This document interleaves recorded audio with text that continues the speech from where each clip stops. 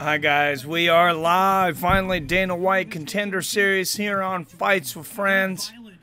I hope you guys weren't waiting too long. I had just a slight technical difficulty, but everything's good now. It's a YouTube thing with my image. How the hell is everybody doing? We got some great fights coming on tonight, including Michael Bisping's former sparring partner. Kevin Aguilar versus Joey Gomes. That's the main event. Those guys, whoever wins, that's almost guaranteed a contract. Those guys are both absolute animals.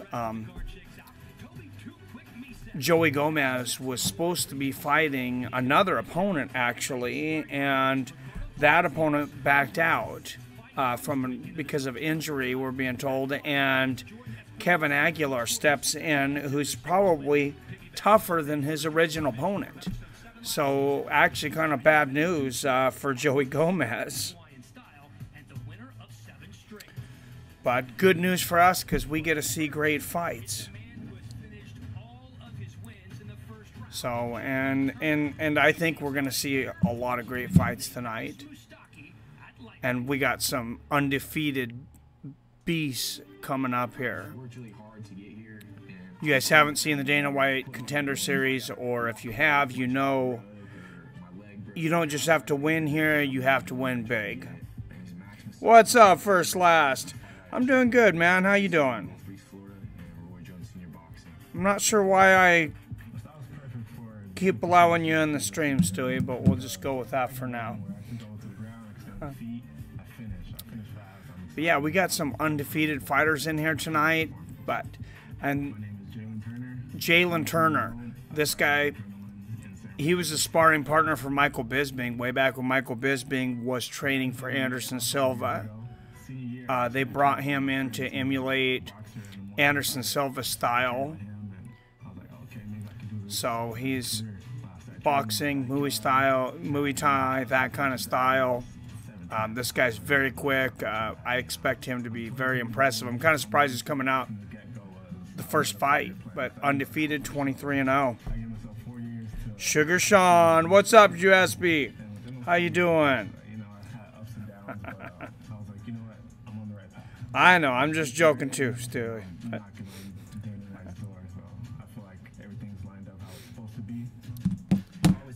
I could take a joke, and this guy's a military guy. This guy coming out, this other guy, he's Air Force, Afghanistan veteran. Cool to see those guys getting in here, but I mean, like I said, I like this so much better. Oh yeah, Sugar Sean is awesome, man. I like this so much better than Ultimate Fighter though, because it's like you got to win, and you have to destroy your opponent. You have to have an impressive UFC caliber performance. And if two or three other guys have even better performances or as good performances, you still may not get the contract. And you may get called back, like we've seen in the first episode of this season.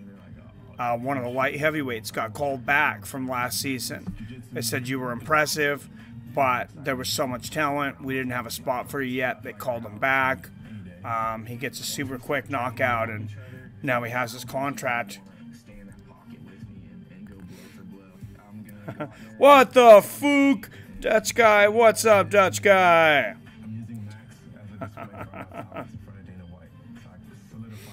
Dutch guy is, while I'm over in Boise on Saturday for Boise UFC Fight Night, Dutch guy from MMA Newsroom, if you're not subscribed over there, remedy that right now. He's going to be streaming for me. This is our, our brother channel, and he'll be streaming the event from over there. So I'll be doing some streaming from over there at the event because I'll be cage side. I can't stream the fights though. I'm going to stream the weigh-ins, and I'm going to stream any workouts, anything I can. I'm going to be over there trying to make connections and things. But then on Saturday, you guys are going to have to tune in to MMA Newsroom with Dutch Guy. He's going to take care of you guys on the live stream. So his pro mixed martial arts record is 6-2. His only losses to UFC vet Brock Weaver. I know you are, Dutch Guy. Max Mustaki, 4 first-round finishes, finished five of 6 wins, 3 knockouts, 2 submissions. Pro since 2011. He took a little time off before. Some guys that works for, some guys it doesn't. Recently on PFL, if you guys were watching Professional Fighters League, I had kind of wondered what in the world had happened to Rick Story. Rick Story, of course, had been a veteran of the UFC. Great example of a guy who took some time away from MMA. Took off almost 2 years, went back and got his degree as a firefighter, came back, looked better and fresher than he had in a long time. So some guys, it can be a good thing.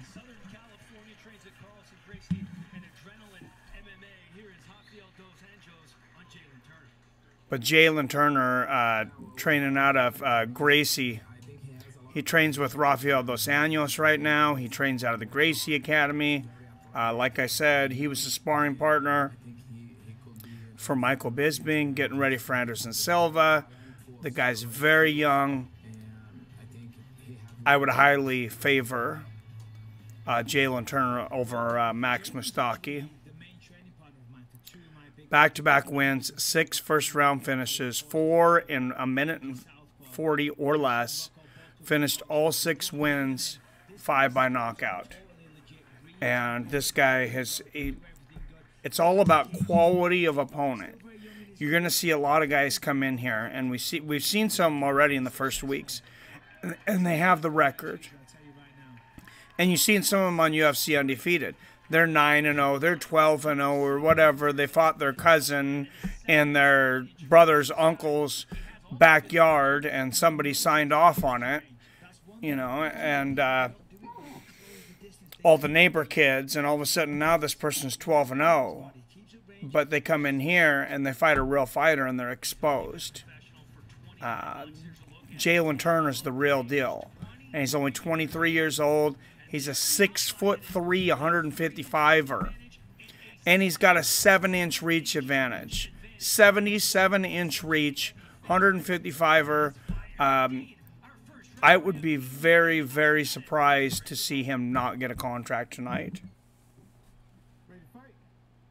But that's why we have the fight. Rafael Dos Nachos. Yep, exactly. All right.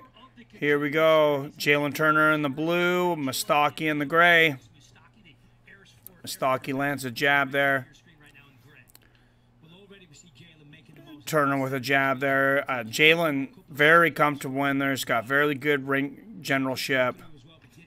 Oh, big left hand already. And Mustaki's already got a bloody nose. He's already got blood coming from the nose there. Less than 30 seconds in. Nice body kick there from Turner. Oh, nice combination to the body there from Mustaki. Another nice combination up top. He's no joke. He's in here for a reason, too. Nice 1-2 there from Turner. But Mustaki may have a broken nose already. Nice low leg kick there from Turner. Oh, Turner goes for the flying knee. Landed part of that, actually. The southpaw Mustaki lands a couple jabs. Turner comes back with a big right hand. Goes for the head kick and miss. Oh, big left hand. He rocked Mustaki. Knee to the body. Another big right hand to that already bleeding nose. Oh, big knees and left hooks. This could be a matter of time. Like I said, Max Mustaki, I mean, he's game, but... Oh, wow, nice knee to the body. Left, right hook. Spin kick to the knee. You don't see that too often. From Jaylen Turner. Oh, liver shot! Liver shot, ground and pound. This has got to be close. Oh, brutal ground and pound. He is raining down shots. Blood flying. He's trying to flail around. Oh, he's going for a heel hook. Mustaki. Mustaki's got a leg. Turner's got to be careful here. You got Herb Dean in as the referee, so he will let things go to a reasonable amount. Not to a Mario Yamasaki amount, but nice body kick there from Turner, and Mustaki's face is covered in blood. Oh, beautiful combination from Mustaki. 1, 2, 3.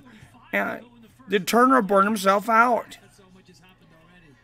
Nice straight left there from Mustaki. And a straight right. 1, 2 lands from Mustaki. Another jab. Mustaki's starting to tag him.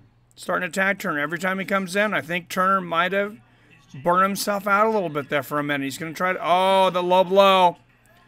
Kick to the body. Oh, no, it wasn't a low blow. Oh, head kick! Head kick Turner. He's really hurt now. Mustaki's a tough dude, but that was straight on the chin. And Mustaki comes back with a 5-hit combination. They are warring in the center of the cage. Mustaki, big right hand. Turner is hurt. Turner goes to the takedown.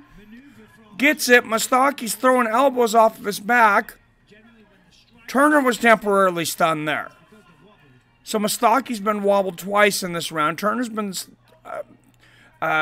stumbled once. Mustaki's face is a bloody mess. And this guy is as game as they come. Nice straight left from Mustaki. Oh, big right hand from Turner. They exchange 1-2s again. Still, minute 25 seconds left in this round. So much action. Nice jab there from Mustaki. This could be fight of the night right out of the gate right here. Nice jab there from Mustaki. Oh, huge right hook and left hand from Mustaki. He just pounded Turner. I mean, Jaylen Turner, he might be sparring with the best fighters out there, but he needs to learn to keep his hands up. He is getting tagged. Nice jab there. Big right hook to the body from Mustaki after the jab from Turner. Wow, and the straight jab from Mustaki. Big straight right from Mustaki. Big right hook for Turner, and a knee to the head from Mustaki. Oh, big straight right from Mustaki, and being in the Air Force in Afghanistan, you know Mustaki's faced adversity. He knows what being down and coming back feels like. When you go through those drills, straight right for Turner, body kick from Turner, and then a straight right. 10 seconds left in the match. We'll see if some... Oh, spinning kick to the body. Barely misses there for Turner. Oh, and Mustaki comes back with a 1-2-3 at the end of the round. Oh, jab lands from Mustaki and a 1-2 for Turner. That was a hard round to call, but that was amazing.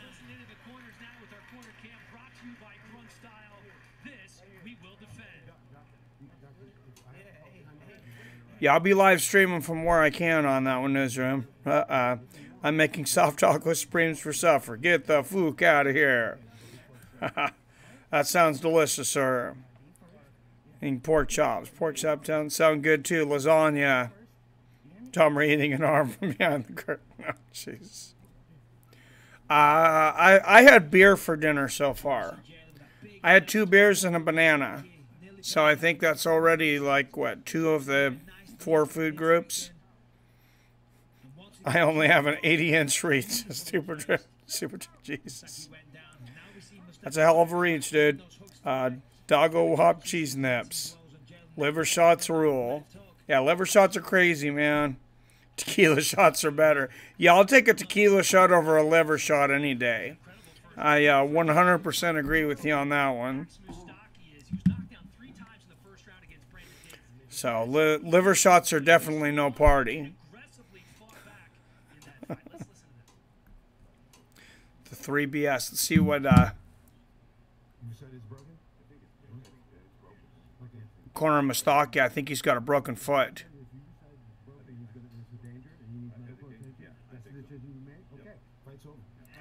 They just stopped the fight. Herb Dean went to Mustaki's corner. Mustaki's corner told him he thought the foot was broken. Herb Dean said, I want to explain to you, if you think the foot's broken and he's going to need medical attention and we're going to need to stop the fight. Is that what you're wanting to do? His corner said yes. You can definitely see it's very, very swollen, and there's some kind of fracture there. I'm not sure what happened there. I hope we see this kid in the UFC in the future, because that was a hell of a fight so far. 3 beers up. Beers. I like it. A win is a win. I hope that doesn't hold Jaylen Turner back from coming into the UFC, because only 1 round, but that was an amazing round. And one of those guys, if not both of those guys, needs to get a shot in the UFC. That was a nice fight. Friggin' Durbine, huh? Fook that. Coconut Pepsi. I gotta stay off the Coke. I get a little excited. But, gets kind of expensive.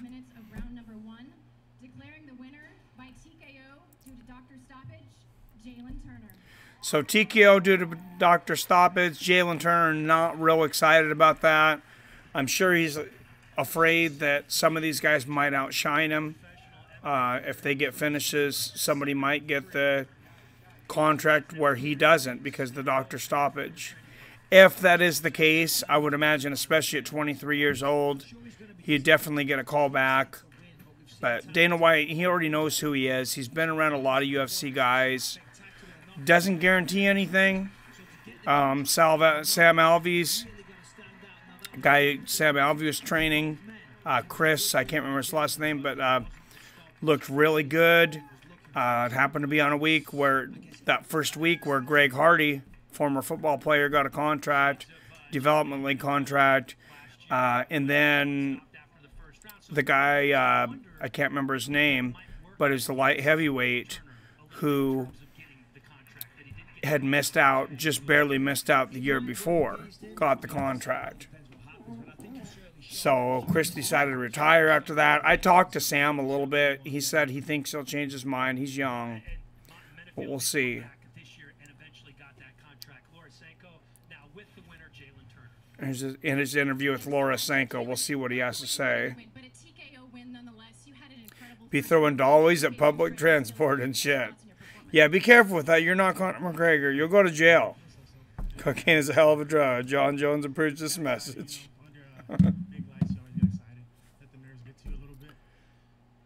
7-3, 7 finishes, 6 of them by knockout. My victory's been the first round. This one wouldn't have been the first round if it continued, but you know. Technically, it is a first round finish. Technically, but Not like she just said. Technically, it's a first round finish. That's not how I play. I want to finish. John Jones had a few words for Daniel Cormier after that match, so I got to assume he could be back here soon. How big did Brock Lesnar look, though? Did you guys see afterwards, if you've watched the video where Brock Lesnar came in the cage and pushed Daniel Cormier? Honestly, he didn't look like he was making 265 anytime soon. He looked closer to 340 than 265. So we'll see. I know I had heard rumors that Brock was in the USADA testing pool about 6 months ago, which means he could be eligible. You know, he could be eligible to fight pretty much any time if he voluntarily put himself in there. I mean, is that the fight you guys want to see? It's as a hardcore MMA fan, it's not the first fight I want to see, but I know it's going to make the money. It's going to bring in the mainstream, and making the money gives the UFC more money to put on the fights you want to see. So it can be a conundrum. Yeah, they already start testing him. Yeah, I'm pretty sure I think they've been testing him for a while. Cage looked like one of those dog cones around his neck. Starvin Marvin, no. Yeah, I mean, I think it's BS. You know, I mean, how you come in the WWE, you haven't fought him forever, you're going to walk in for a title shot. But I talked to a friend today, and because he knows I'm a big UFC fan, and he's a casual. You know, if somebody invites him over for a pay-per-view, basically he'll go. And he said he was more entertained by the Brock Lesnar shove in the cage than the Daniel Cormier-Stipe Miocic fight. So that's what we're dealing with. That's what we're dealing with when you talk to, you know, the fly-by fans. I mean, he's a nice guy. He just wants to be entertained. Obviously, he doesn't understand martial arts. But he's my coworker, and I love him. And if he's going to drop $65 on Daniel Cormier versus Brock Lesnar, a lot of other people are probably going to do it as well. What's up, JT360 Gamer? I lost what little respect I had for Lesnar when he was talking trash to Stipe, who was just KO'd and would destroy. Oh, he would absolutely annihilate Lesnar. And that's where you talk about MMA math. I was talking to Dutch guy, MMA Newsroom. We were talking before the stream about how MMA math doesn't work. And I think Stipe is, just because DC beat Stipe, you know, we all know MMA math, it just doesn't work like that. Stipe would be a horrible matchup for Brock Lesnar. He would absolutely annihilate him. I think DC beats Lesnar as well, but I think Stipe actually matches up against them better. I agree with Brock sucks and makes the sport too Hollywood. Also, we cheated last time. Yes. Yeah, I agree with him too, Dutch guy. But, I mean, sometimes, unfortunately, it seems like we have to throw a fight out for those casual fans to bring them in to keep the cogs going. But Cormier does deserve the payday. Absolutely. Absolutely. But I think a rematch between him and Stipe is also huge. Unfortunately, it's not as big as the Lesnar fight, money-wise. And that's unfortunate, but we live in the reality world, not the hardcore MMA world. So I think eventually you're going to see the rematch between those two. 007 scene with the ropes and his balls hanging at the bottom. Oh, God. I gotta go. Alex Jones live step. Go listen to that guy. Giuseppe Gambini. Stay in here. Save yourself. How do you see Stipe's future? I think you can go on a streak once DC retires again. Absolutely.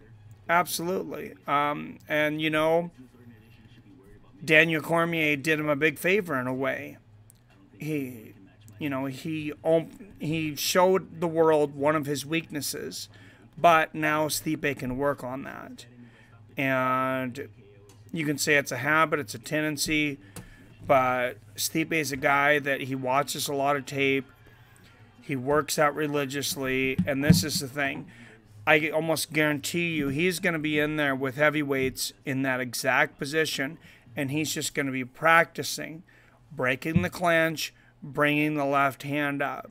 And he's going to do that thousands and thousands and thousands of times until it's an automatic reaction.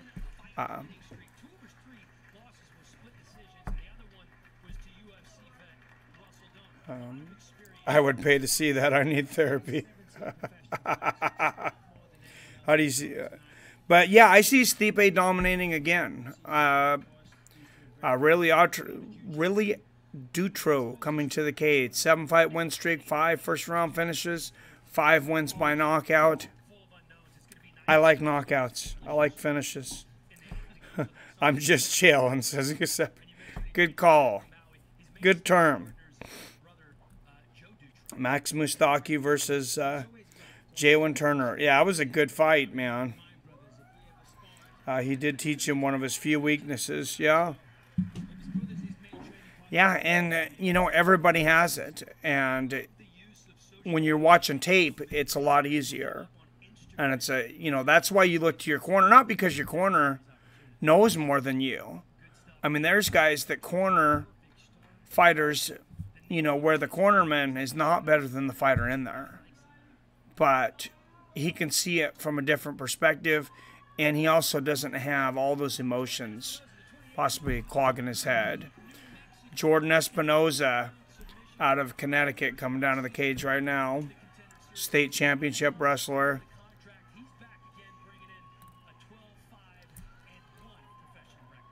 12-5-1. He fought on the Contender Series last year.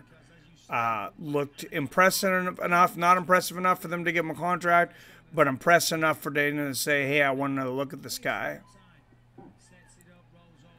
So, and he got a pretty impressive submission win last time. I believe it was like actually the Eddie Bravo choke. Looks like the Japanese necktie. What's going on, Mario? Am I late or super late or what? No, you're just fine, man. You missed one fight. You're good. Any promising guys yet? Yeah, that first one, Jaylen Turner, that fight, both those guys were looking good. Jaylen Turner and Max Mustaki were looking good until Max Mustaki broke his foot. It was supposed to be kind of a coming out party for Jaylen Turner, and Max Mustaki's hell of a tough guy. Jordan Espinoza, 28 years old. Really, Dutro, 30 years old. Reach almost identical, so that's not going to play a factor. These guys are flyweights, so this would be Demetrius Johnson's competition, possibly eventually. Mark Smith, the referee. Guess I'm hanging with the boys, says Mario. Mike's 2 beers in or an empty stomach. Yep. All right, here we go. Nice leg kick there from Espinoza. Espinoza in the red. Gray, or Dutro in the gray. Espinoza gets a takedown immediately. Oh, he jumps the side mount, and he's already dropping ground and pound. Looking very explosive. Had Dutro's back for just a second, and now he's got the side mount. Drops an elbow here. Remember, he's already been here from last season, so now he just wants to put on a really impressive performance. He's got to put on that performance that, you know, have that attitude that he cannot be denied. Drops a few more elbows there from the side control. So, he might have that same choke. He is great at that choke. There it is. The Eddie Bravo choke. It's like a Japanese necktie. Oh, he's got that tight. He's got that tight. I think he's got it. It's hard to tell kind of from the angle if it's underneath the neck, but if it's not yet. Oh, and Dutro is out. Great job from Dutro. Big right hand from Espinoza as Dutro comes up, but I thought Espinoza was going to be out from that. Or Dutro was going to be out, excuse me. Espinoza looked like he had it in tight. Espinoza lands a straight right hand there. Oh, spinning kick to the body from Espinoza. Oh, big left hook right on the chin from Espinoza. Showing all, balanced skill so far. Oh, Dutro throws a front kick. Espinoza immediately gets single leg takedown. Dutro pops back up, though. Dutro going for a takedown here. So far, Espinoza, good takedown defense. And Espinoza with a knee to the body from the clinch. Dutro going with the old school foot stomps. A la Marco Huas. Oh, that was a knee right in the groin from Dutro, and Espinoza keeps going. So he must have a good cup on him. Must have hit him just right. They exchange right hands in the middle of the cage there halfway through the first round. Nice body kick there from Dutro. Espinoza's on his bicycle now. He's switching stances, dancing around, popping the jab out there. Oh, almost catches Dutro with a front kick to the head coming in. Espinoza's trying. I think he's trying to bait Dutro here. Dutro does land a left hook and a right hook out of the clinch. Oh, big right hand there. You got to watch those right hands out of the clinch when you break. Nice jab there from Dutro. A big left hook from Espinoza. Oh, big left hook from Dutro. Floors Espinoza. Espinoza right back up. Oh, big right hook. Left hook. I thought maybe it was a slip. Oh, right on the temple. Big right hand from Dutro. He could spoil Espinoza's coming out party. Knees to the body. Another big left hook from Dutro. Oh, big left hook from Espinoza. Floors Dutro. And Espinoza dropping right hands. Hammer fist from Espinoza. How in the hell do you score this round? Both these guys were hurt almost to the point of losing the fight. Dutro throwing up the rubber guard.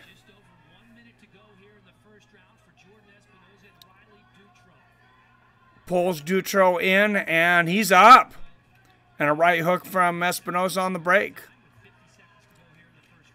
45 seconds left. These guys can get in a lot of action in 45 seconds.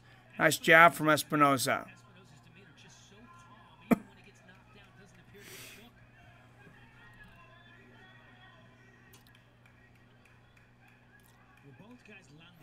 Nice. Nice left hook there from Espinoza. Right hook to the body from Dutro. Both fights so far, both guys, back and forth. They exchange knees to the body in the middle of the cage. Dutro lands another right hook. 15 seconds left. Jab there from Espinoza. He might need to do something to steal this round. Nice front kick from Dutro to end the round. And I'm glad I'm not a judge for that round.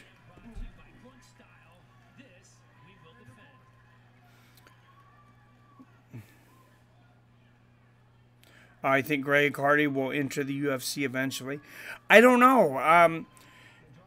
He's also got a CFL contract. So he went out there right after he signed his UFC contract, went out there and injured himself. I haven't heard an update on the injury or how bad it is, but that can't make Dana White too happy. His knockout was very impressive, though, over the guy he was fighting. Anybody at heavyweight can get it. If you're a heavyweight and you have knockout power and you have a name, yeah, he could get in for sure. Cheers, MMA Newsroom. Espinoza, says Gambini. Still recovering from the super fight. Lewis versus Nagano. Oh, God. I hope I never have to call another fight like that.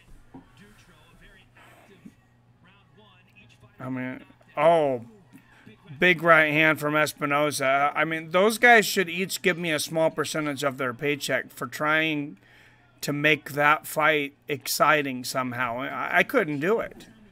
And after a while, you just got to tell the truth. Espinoza goes for the takedown there. Dutro shucks it. Big left hook there for Espinoza. Oh, big right hand for Espinoza in the knee to the body. Espinoza looking a little more calculated this round. He had Dutro hurt. Dutro lands another left hook. He had Dutro hurt in the last round. Got a little careless and got caught. And was almost out himself. Nice kick to the body there from Dutro. But I got to hand it to the matchmaker. Whoever's making these matches. I know they said Dana is going around the country looking for talent. Big left hook there from Dutro. I imagine he's got some help.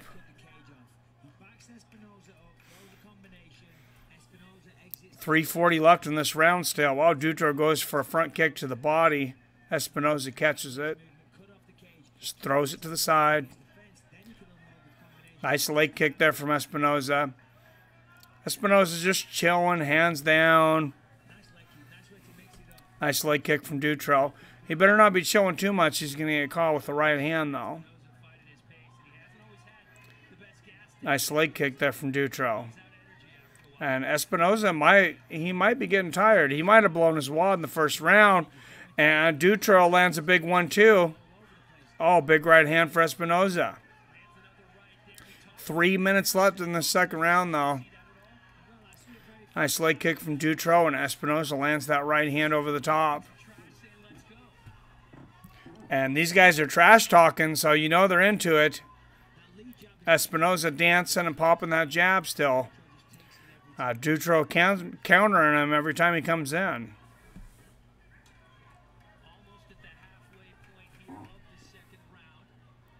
Nice leg kick there from Espinoza. Oh, big right hand from Espinoza. Oh, left uppercut and a right hook leg kick combination from Espinoza. Outro lands a leg kick. Espinoza answers the body to the knee. Or excuse me, knee to the body. Oh, big left hook there from Dutro.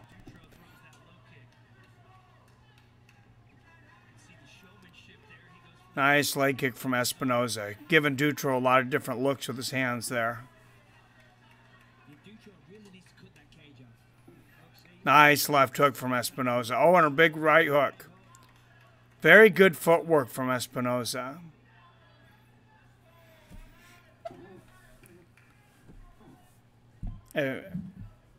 When he doesn't get cocky, he's had very good footwork, and he didn't get caught this round.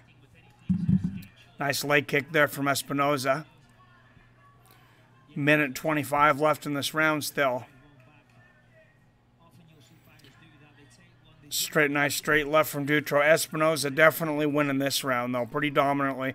Oh, Espinoza throws a leg kick. Dutro catches it, but lets it go.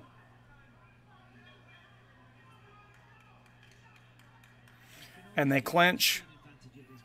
Oh, Dutro goes for a Ochigari sweep there, but Espinoza gets out of the way. Dutro's going to go to the body. Nice right hook to the body. Couple left hooks up top. Just short pitter-patter punches. The foot stomps again from Dutro. Oh, a big right hand on the break from Dutro.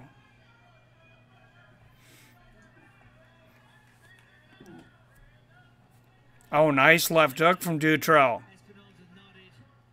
He really timed where Espinoza was going to be well there.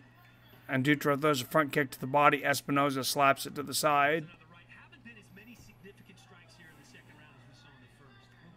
20 seconds left in this round. Another big left hook from Dutro. Every time Espinoza he's circling to his left the entire way. Every time he gets at 3 o'clock in the cage, he gets hit with a left hook. You would think he would figure that out. That's 3 times now at least. Big right hook and a left hand there from Dutro.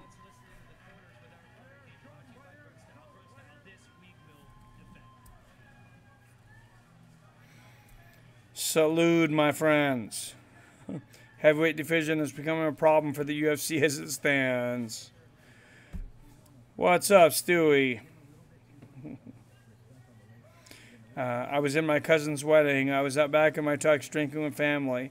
Big Kenny, a res heavyweight, came busting out the back door and threw this woman up against a minivan. Jesus. Someone told me to do something. You should have Rampage phone number on speed dial. Yep. What's going on, Zoltan? Yep, Ichigari. Good to see you, Zoltan. What's up, Matt Beast? 22. Thanks for coming in. He says Brock Lesnar. Supertramp says, if I had a boyfriend as ugly as you are, I would cheat on you too. Big Kenny loses it. 1-2 to Supertramp.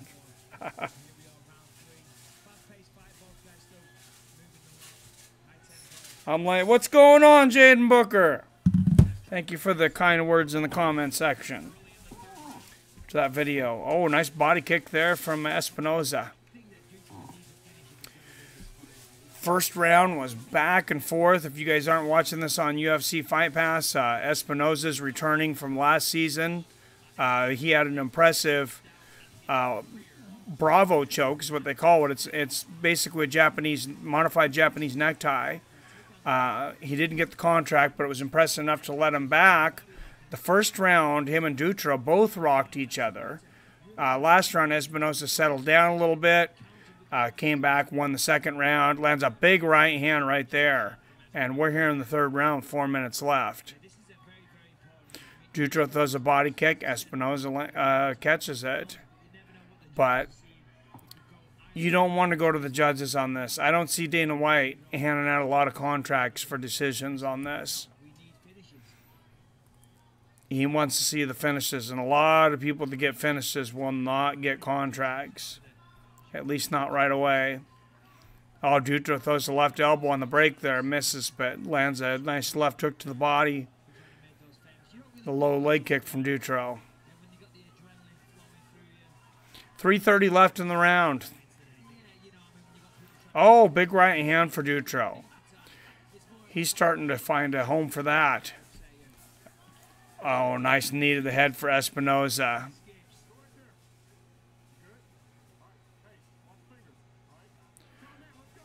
Oh, apparently there was an eye poke. Espinosa poked Dutro in the eye.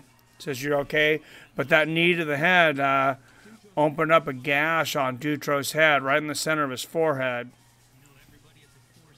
It's that shape. Looks like he got hit with an axe.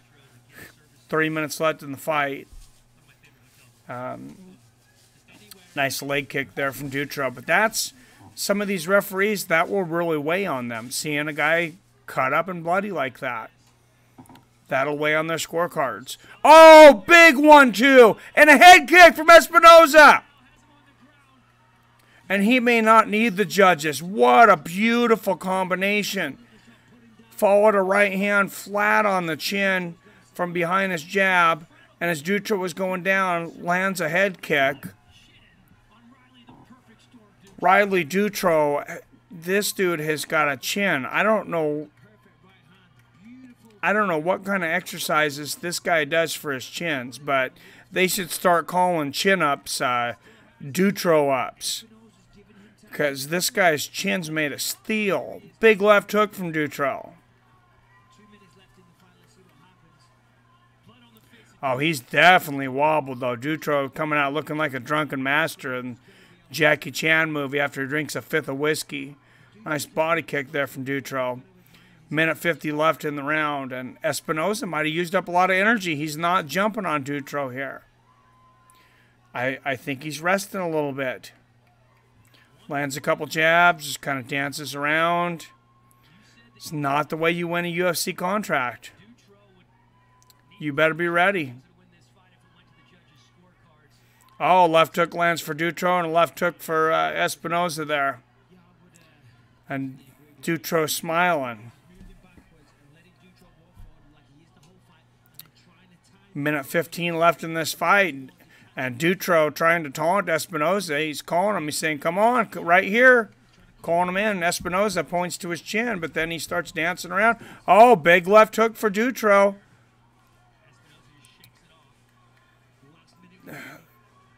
That left hook's been there for Dutro all night long. Espinosa clinches, lands the knee to the body. Nice front kick to the body there for Dutro. Oh, and a 1-2 lands for Dutro.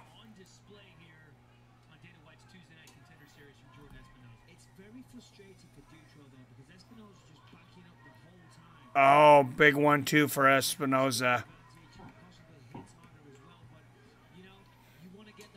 Both these guys can really hit, but is anybody winning a contract right here? I don't know. Oh, nice body kick there from Espinosa, but Dutro comes back with a straight right over the top. Now Espinosa, oh, Dutro goes for the big head kick. He knows he needs a big finish. He misses. Oh, huge left hook from Espinosa, and Dutro is out of it. That is it. Huge left hook, right hook to the chin. Just seconds left in the third round.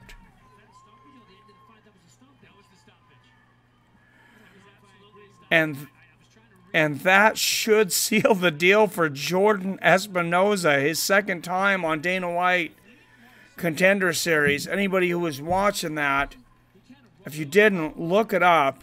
Later on, right down, Jordan Espinoza versus Riley Dutro. Absolutely magnificent.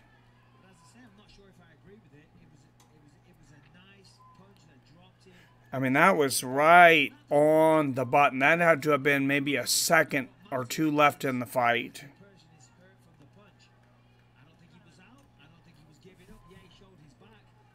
Oh, sorry. Who's fighting? It's Jordan Espinoza and Riley Dutro on UFC Fight Pass. With his eyes crossed, I held him and hit him until my cousin screamed, "Stop." But Kenny fell like a sack of potatoes. Big Kenny doesn't hit women anymore. Well, good for him. Biz being on commentary and interesting. What's up, Seven? Thanks for coming in and hanging out with us, man. Yeah, he is. I think he's getting better quickly, and I like him. For whatever reason, I never really cared for him as a fighter, but I like his podcast, and for the most part, I've liked him as a commentator. I think he does a good job. So yeah, nice check left hook. And the right hand, and they stopped that. Oh, wow. Actually, Dana made it. Dana waved it off, and then he made a throat cut gesture, like to say, you can't stop that. I think they're saying 4 minutes and 58 seconds.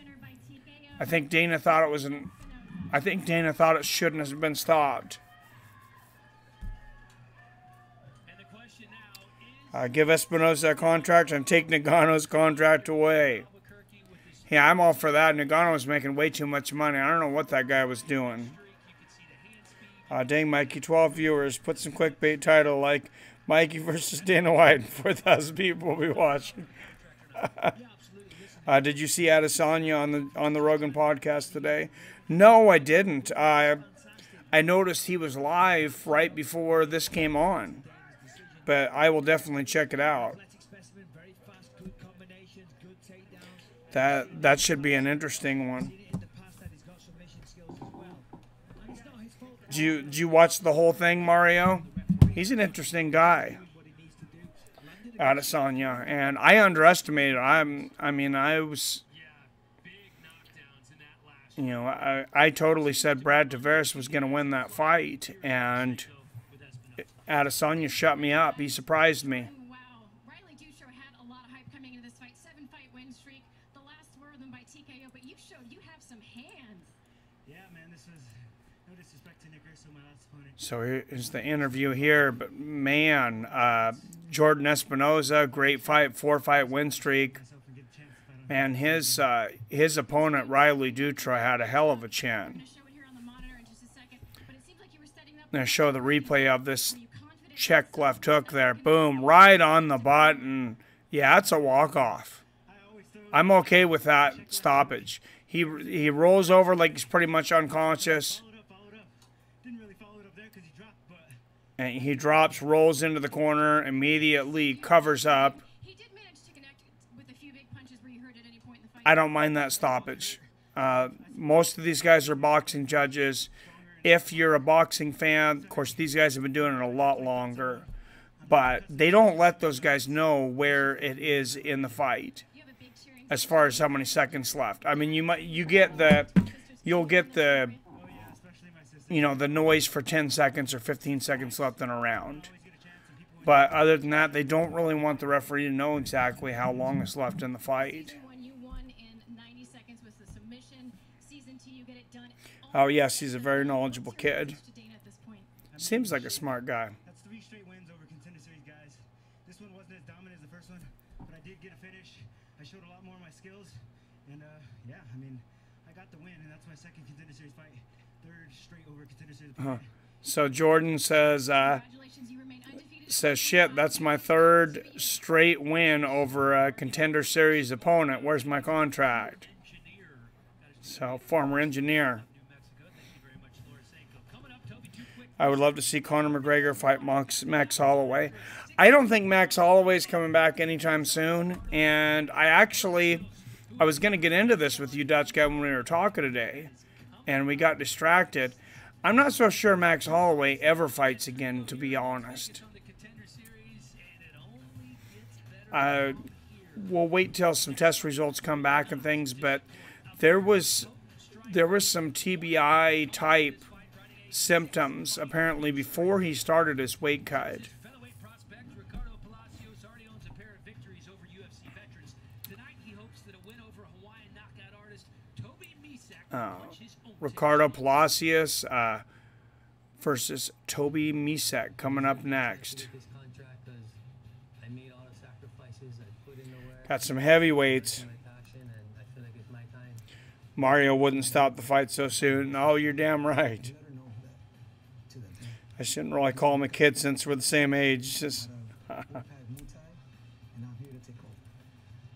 is Toby Misech, age 30, fighting out of Jesus' Lord's Gym. I had a rough life growing up. I lost my mom at an early age, around 5 years old, but I lost my dad. Toby Misech says he lost his mom at 5 years old, his dad at 6.5. That is definitely a tough start to life. Being bad, staying out late, and doing all the crazy stuff. You know, I had to grow up at an early age, learn life So, earlier than I supposed to. Yeah, I'm very blessed to have a family. no surprise, he got in a lot of trouble, but We've been married for cleaned some things up, got married, you know, got some nice looking kids there, and her name is Talia. I treat my kids. just got a shot at the UFC. I grew up without parents. I want to be there for them, give them everything they want and need. Oh, never. That's a bold statement. Yeah, I've thought about this a lot, Mario, and I don't know if you heard me talking in the stream.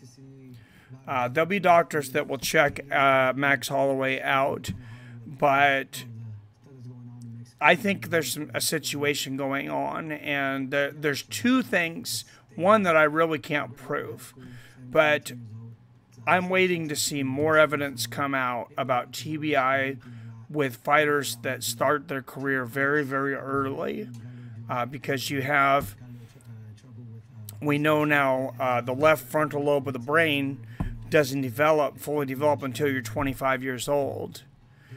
Max started fighting very, very young. Got hit a lot coming up. I mean, he came in against killers right out of the gate. I mean, he was fighting, he fought Conor McGregor right at the beginning of his career. This guy had no tune-up fights.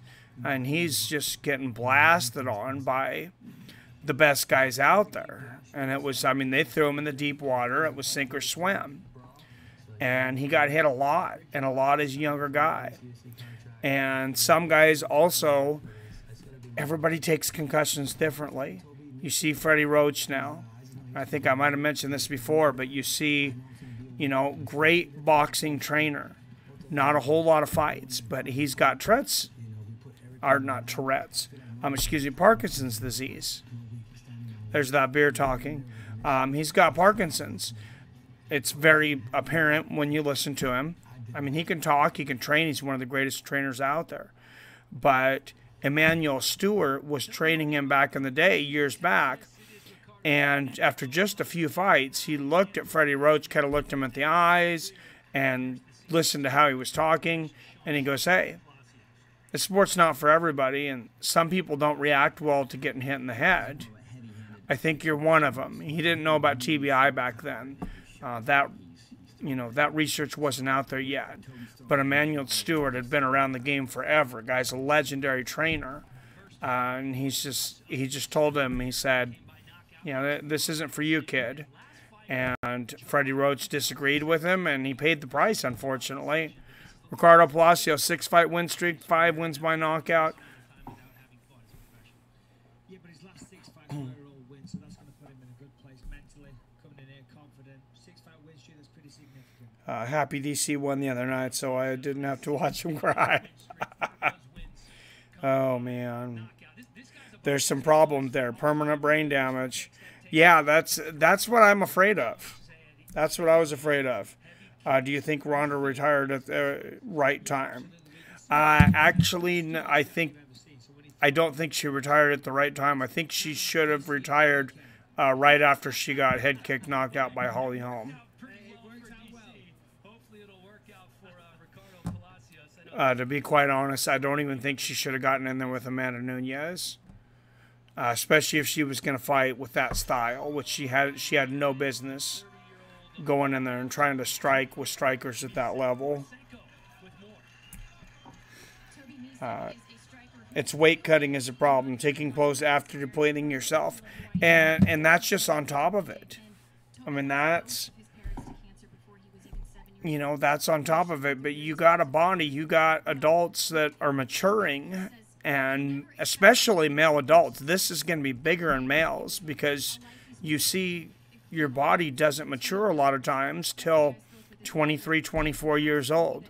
How many of us have known guys that were 19 years old and grew 3 inches between 19 and 21?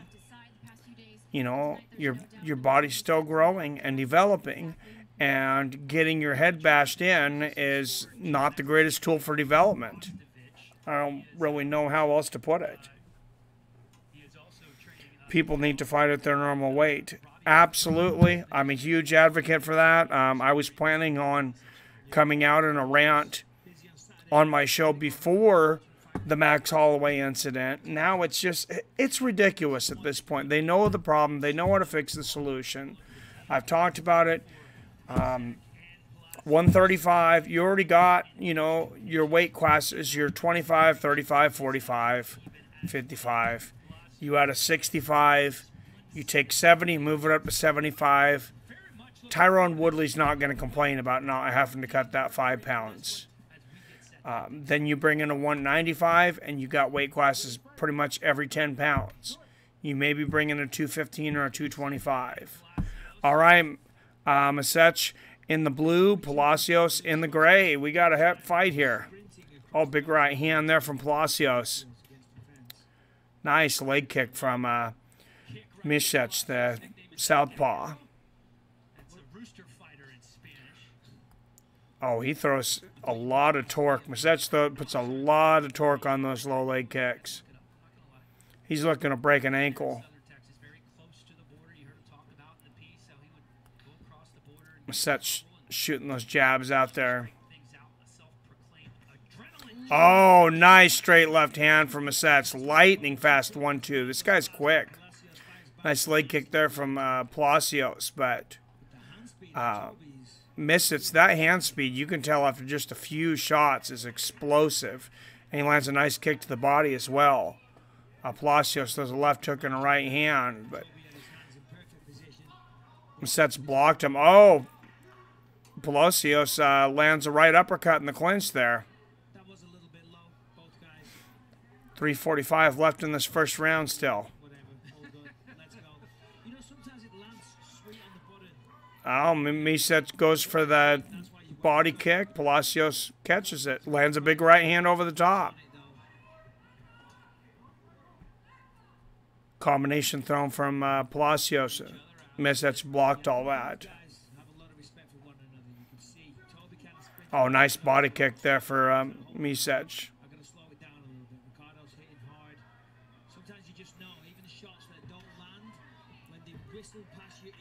Oh, Misech throws the body kick. Palacios catches it, pushes him away. He wants a strike, lands a big right hand, and a body kick for Palacios.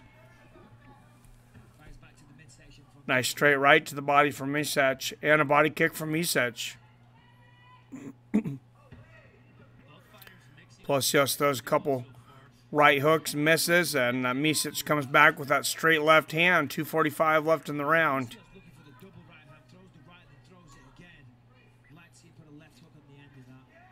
Nice straight right from Palacios.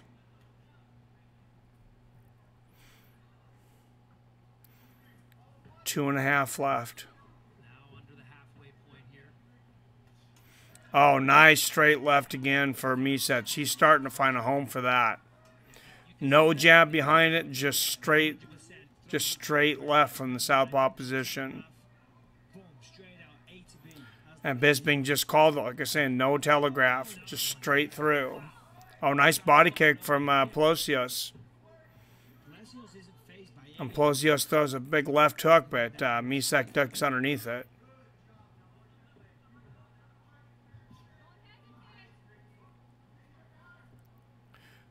Minute 50 left in the round. Oh, big left hook from Misech.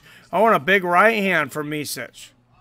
Oh, Palacios lands a huge right hand and a head kick. Both these guys just landed staggering shots. Oh, big left hook from Misech. What a weird night so far. The first two fights, we saw both guys hurt at different times. One of them several times. Second fight, both guys were hurt at one time. Third fight, now we've seen both guys get rocked, at least temporarily. Guys with a lot of power in here.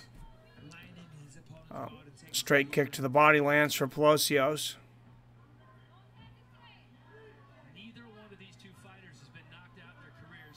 55 seconds left in the round. Oh, Palacios with the head kick, or body kick. Misses the head kick. Oh, nice straight right from Palacios. Lands. Another straight right. This could be a close round. 40 seconds left in the round.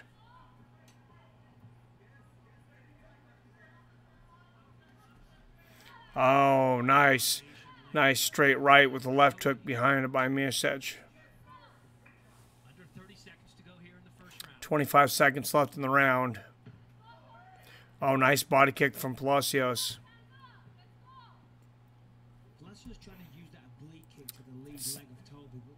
See if somebody's going to do something and try to take this round. This was a close round.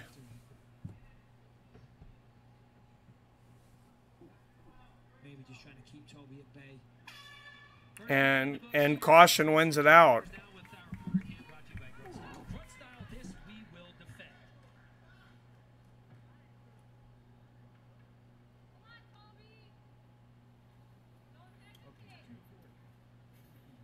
What's up, Celia Willia? Says agreed. Let the medics determine the weight classes or just set a max to cutting. They definitely need to do that. Maybe both. They should monitor athletes on the off season to kind of get an idea where they walk around weights at. I remember Stephan Bonner saying he got all the way up to 280. And he fought at 205. And that was in between fights. I mean, you're dropping 75 pounds. That cannot be good on your future health. And it screws these guys' metabolisms up, some for life.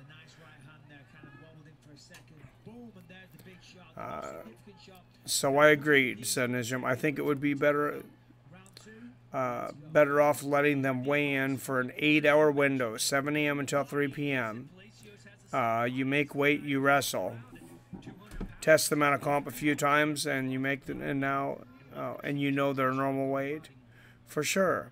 Like how the hell does Anthony Johnson cut down to 170? That can't be healthy. He did it for quite a few years. Darren Till 210 from 170, yeah. But Rumble, I mean, he cut from, he had to have been at least 230. Nice 1-2 there from Misech, and Palacios lands the leg kick there. 4:20 left in this round.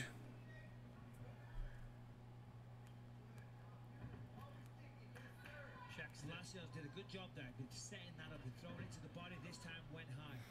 Often if you take a few body kicks, as you see, when you drop the elbow to block it. Until someone dies, there will be changes. Yeah. Oh, nice body kick for Palacios. Man, you could hear that all the way across the building. Misech goes for a leg. Oh, nice Superman punch for Misech. Oh, Palacios. Nice leg kick, and Misech comes over the top with the left hook. Misech is saying Palacios caught him low. Did Newell fight in the series yet? No, Nick Newell's fighting next week, Zoltan. Till, another good example. Yep, I had to check when Rumble fought at 170. It was against Vitor Belfort. I think heavy have. More longer careers. Yep, since they didn't put their body through so much stress. That's a good point. And having your weight constantly shifting can cause heart complications. It can cause a ton of things. I mean, they're talking about guys' organs shutting down now on a consistent basis. Like, that's normal. Having your organs shut down before getting in there with someone that wants to murder you, that is not fucking normal.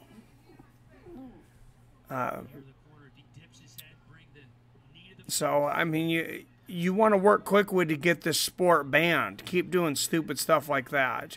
Oh, big right hooks from Palacios there. Oh, and the left hook and the head kick from Palacios. He's really coming on. Nice leg kick from Palacios. Left hook over the top from Misech.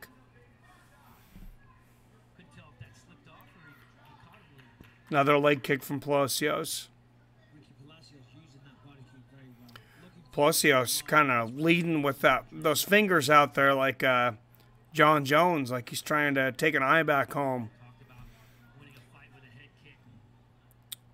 Herb Dino will have his eye on that for sure. Nice straight left from Misech.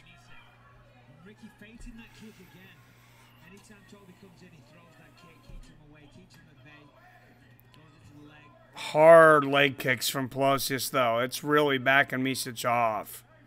And there's guys that throw leg kicks, and then there's guys that throw thunderous leg kicks. The kind that make you think about not coming forward anymore. Another leg kick there for Palacios. Oh, nice leg kick there from Palacios, and Misech lands it straight right over the top. Minute 50 left. Oh, big left hook from Misech. Right on the side of the head.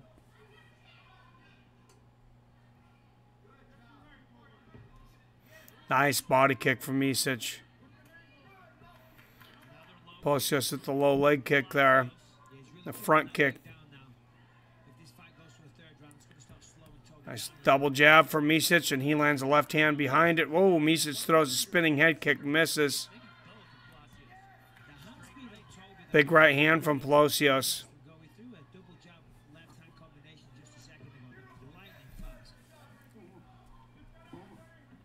And these guys, a lot of throwing in there right now, but not a lot of land. Oh, Misech tried to take Palacios' head off with that left hook, barely missed. Under a minute to go now. In this second round, featherweight tilt.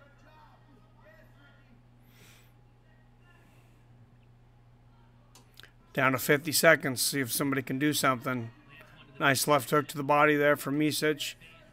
Palacios answers with a leg kick. Oh, nice right hook from Palacios. Oh, left hook from Palacios, and Misech comes back with a left hook and a right hand left hook. Oh, another left hook from Misech.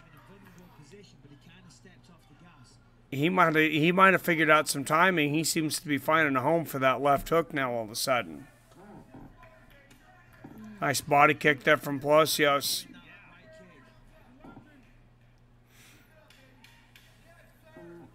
Palacios has got to continue to throw those leg kicks and body kicks. That's the only thing keeping Misech off him. Misech goes for a flying knee and misses. And they're going to go into the third round, and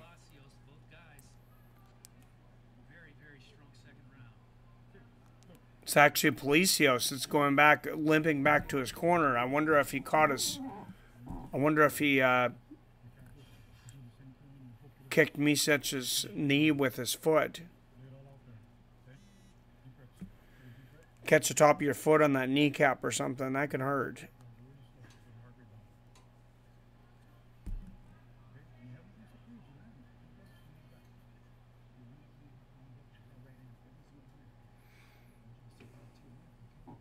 It's not the question. If someone dies, it's when. Sadly enough, Uriah Hall almost died. Uriah Hall passed out, and this is one of the things I have been critical about Dana White, about calling out fighters. Uriah Hall has never missed weight. Passed out unconscious from his organs shutting down in the elevator, trying to get to the scale.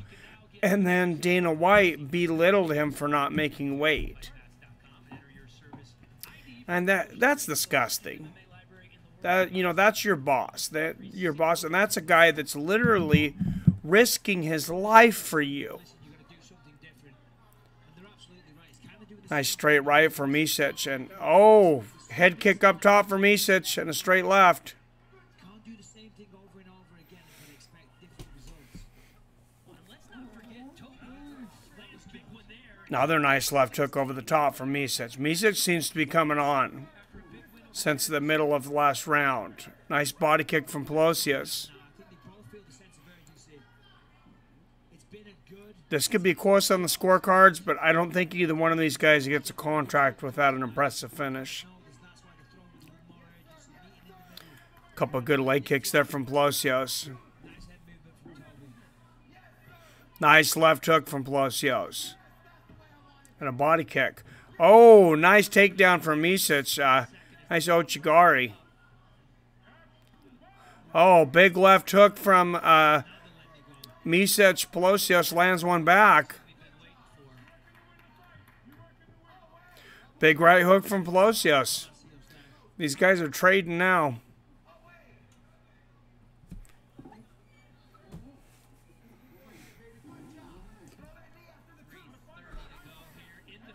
Oh, nice left hook from Misech.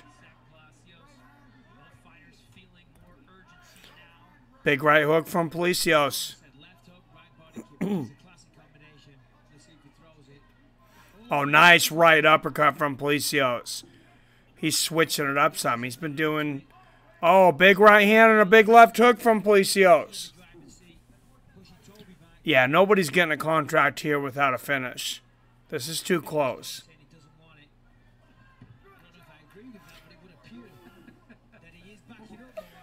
Nice right hook from Palacios. Palacios' corners just said about Misech. He doesn't want it. And Palacios throws a big left hook. Misech clinches. And maybe his corner could be saying that. Oh, head kick from Palacios. And a right uppercut. Palacios' corner could be saying that to try to get in Misech's head too. Nice low leg kick from Palacios and a straight right.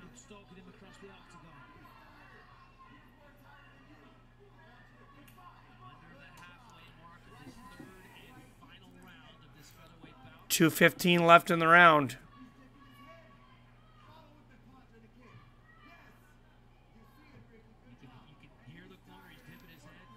We'll see nice jabs there from Palacios. If Toby keeps walking that way, he's going to walk into a right head kick from Ricky, I'm telling you. That's his case. He's going the opposite direction now. Misech needs to do something. He was supposed to be the favorite coming into this. Lands a nice left hook, but he needs a finish. Nice low leg kick there from Palacios. He's been very successful with that. Nice body kick from Palacios. Very rare you see an MMA fight stop from leg kicks, though. It does happen, but it is very rare.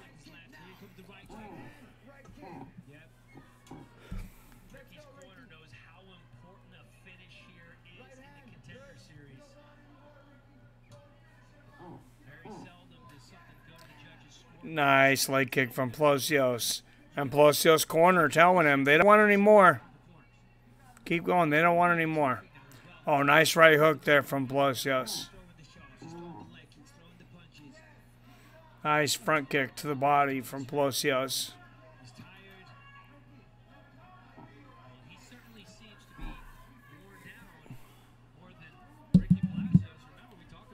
Yeah, not the greatest cardio on Misech here. He seemed to have tired out about halfway through the second round.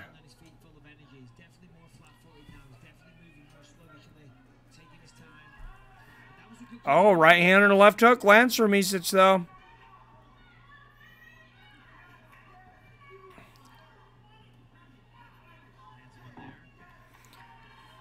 Oh, Palacios lands the leg kick. Misech with the left hook over the top. A few seconds left here. Oh, Misech goes for the flying knee and misses.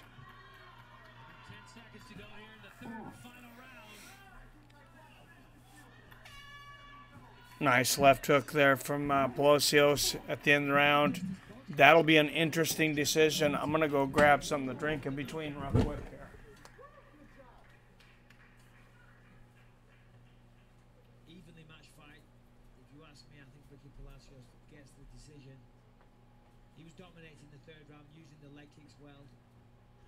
only been 3 fighters that have gone the distance and earned a contract, and they were all in season 1. You see the right kick here. There's the right hand. And in the 3rd round, Toby kept circling to his left. Another right hand there. That's the one that wobbled him earlier in the fight. Toby took it well though. See some work here from Toby. A left hand backs him up. Left hook, right. Sorry, right hand, left hook. Pardon me, southpaw. Now we're in round 3.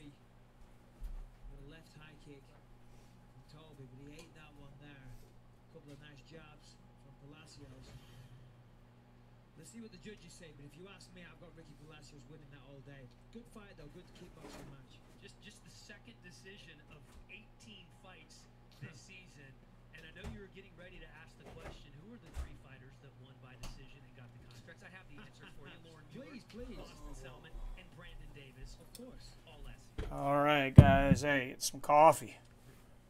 Ricky Palacios.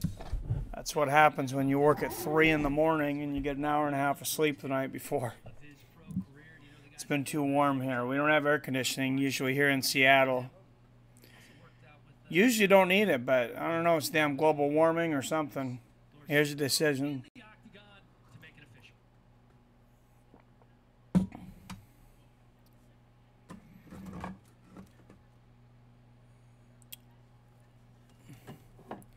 I'm guessing a split decision. This looked like it was pretty close. Definitely neither guy was dominant.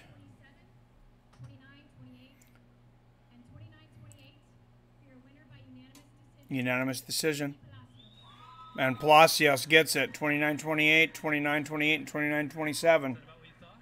Yeah, absolutely. Toby too quick, just not fast enough tonight. Fast on the feet. So, but Corner shots matter. The body I can tell you right now that's not going to be good enough for a contract tonight. hit him up against the fence. It looked like Toby was just looking to get out of there and not engage. That's not a good sign for the judges. So, yeah. Yep, Khabib almost died. You're right. What a win from Ricardo Palacios. Will it be It's not the question if someone's... Yeah. fighter in Contender Series history? Jessica Lindsay died during weight cut for a Muay Thai fight.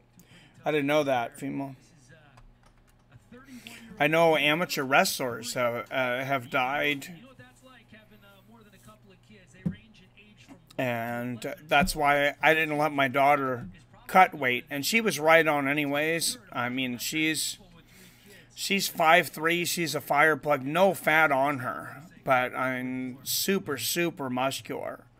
So she wrestles at 125 at 5'3".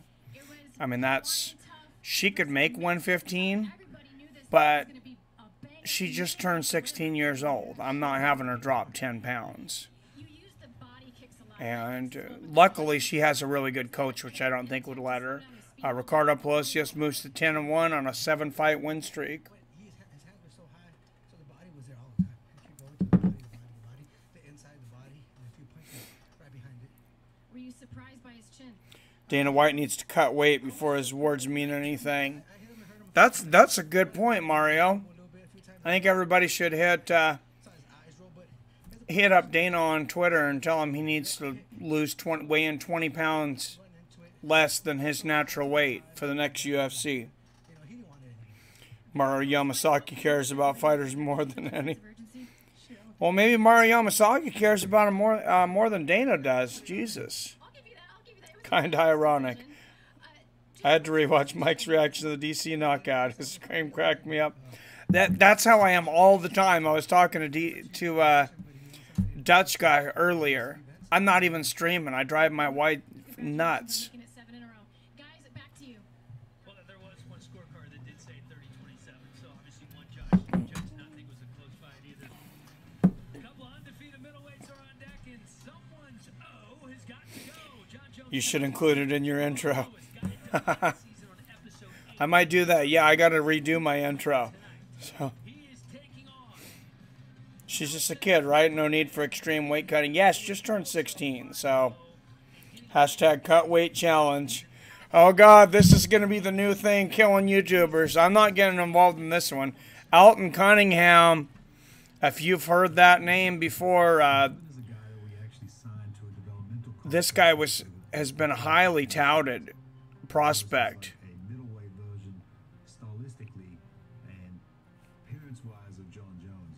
his second opportunity. He impressed us the first time around. He's picked up a little bit more experience, and I'm sure he's hoping. So this is what a development contract is. Bevan Lewis versus Alton Cunningham. Alton Cunningham has a development contract with the UFC, which means they're going to feed him. They're helping him with some of his living expenses so he can train to be a martial artist. But he's not contracted, guaranteed any fights yet. Now, if Greg Hardy, I think, is similar. And Alton Cunningham's, you know, he's gotten comparisons to John Jones. I think that's a little early in his career, just 5 fights in, to be comparing him to John Jones, but Who I am without saying a word to anybody. My name is Alton Cunningham, fighting our career BJJ and MMA and perfect martial arts. he's definitely, I mean, if you study MMA much besides just watching, you know, your UFC here and there, you've probably heard the name Alton Cunningham. I looked at it and it was just, I just felt it. I felt the energy, like I got the chills. And it was like, okay, this is what I need to do. I like to use the title that I'm the most violent. Yep, next thing killing YouTubers. My fight speaks Most people can't go a couple of hours without munching on something. nothing but finish people. Yeah, and see, I was never a big weight cutter. I'm glad. I guess I just never really gave it much thought. We had big weight classes in judo. There was 156, you know, decently big, like UFC. 156, 172, 185, just like UFC. So very similar. And then 205 in heavyweight. I fought at 156. And it was, you know, it was a 16-pound gap up. I walked around at 165 in high school. I did drop 9 pounds, but I was very conscious of it. I would always go, you know, a week out. I would cut my calories about in half. And I will tell you, even that affected my training. It wasn't until I went up to 172 pounds that I really, you know, started to peak, and it really hurt my muscle development. That's why I really think high school kids should definitely not be cutting weight, especially boys. You're not done growing in high school. Almost no boys are, and that's when your muscles are developing. You should not be taking nutrients away from your body. This season 2 is my shot once I go to UFC. I eat once a day normally, Zoltan. That seems to be the way to go. A lot of people are starting to do that. There's fighters that do that. Rocky Marciano did that. Rocky Marciano used to, I believe it was a steak and potatoes for dinner every night.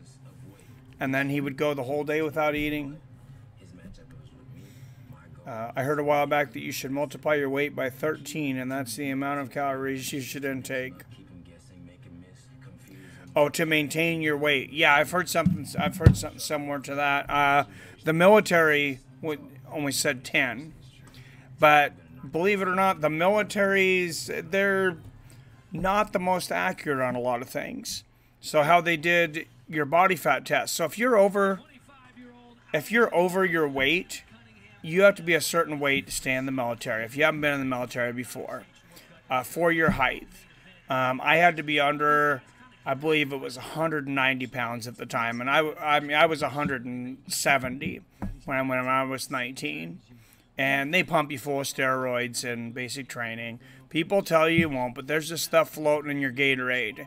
And when you go from never doing more than 35 push-ups in your life to being able to pump out almost 100 in 3 weeks, there's something in the water.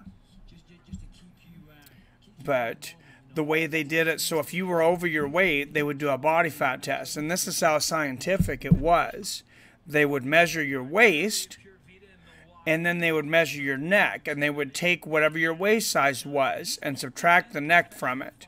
So if you had a 40-inch waist and you had a 22-inch neck, then they would say you have 18% body fat. Now, obviously that's a pretty big neck. But Alton Cunningham, 5-0, 2 first-round finishes, finished all 5 wins by knockout.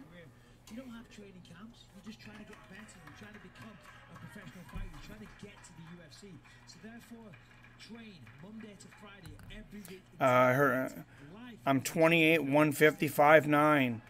Damn, you're in good shape, man. You're in the minority. I've been that way pretty much my whole life. Whoop whoop. I was in the U.S. Army, Mike. Well, thank you for your service, sir. You know, I never put on any weight until about 2-3 years ago. Really, I was pretty much the same weight as from when I left the military, 170, all the way up until a few years ago, and I had a couple injuries, and then never got back into the good habits. I actually just started getting back into the gym last week, though, so we'll see how easy the weight comes off.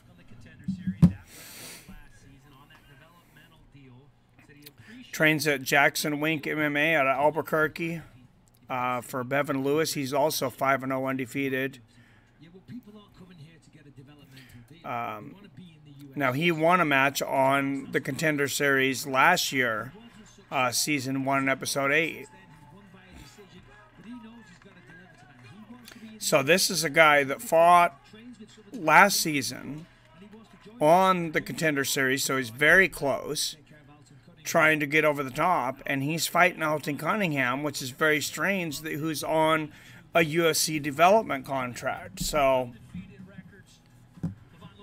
185 pounders, Bevon Lewis, 27 years old, 6'3" at the 79-inch reach. Alton Cunningham, 25, 6'2.5", 77-inch reach. So height and reach really shouldn't be too much of a concern here. Alton Smith at 25, he's been on that development contract, I think, for a little while. You would have to think they're wanting to see what he has here pretty soon. Nice right hand out of the gate there for Lewis. Oh, another big nice right hand. Lewis in the gray, Cunningham in the blue. Oh, nice head kick there from Lewis.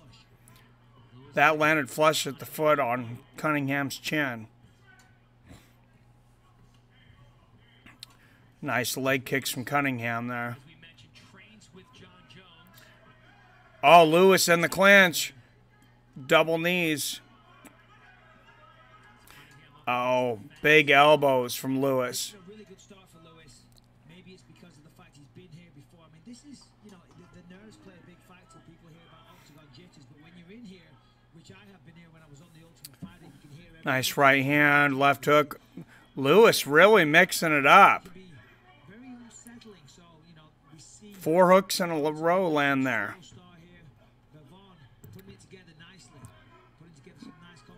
Nice clinch there. From Bevon Lewis. Oh, nice big elbow from Bevon Lewis. And he's making Alton Cunningham, the prospect, the development league guy, he's taken him out so far. Nice knee to the body from Cunningham.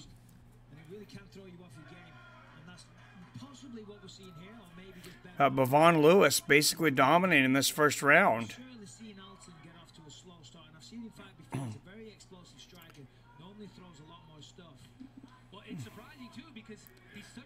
Oh, nice elbow over the top from Lewis out of the clinch. He does kind of remind you of Bevon Lewis reminds me of John Jones. They were saying Alton Cunningham does. It's kind of funny. It's Bevon Lewis that's landing the elbows, getting the clinch and landing the knees. And God knows we need more guys in the UFC with powerful tie clinches. I feel like there's not enough right now.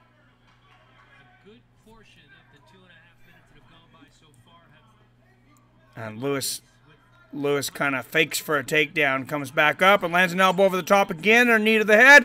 Big right hands. Oh, big right hands to the temples for Lewis, and he's going to go underneath the chin and go for a choke. It's hard to see from the angle. He doesn't have the hooks in, but he might get it with his arm.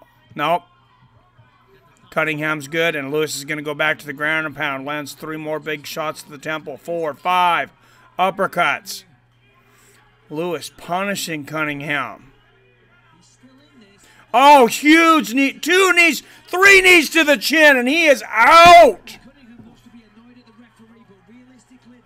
Bevon Lewis, welcome to the UFC. I'm going to call it right there. That's a contract. Lights out. Mark my word, that's a contract right there. Dana doesn't even need to go back. I don't even need to see his face. Bevon Lewis just entered the UFC. Remember I said it, Bevon Lewis just entered the UFC with those knees, and he will be a force to be reckoned with.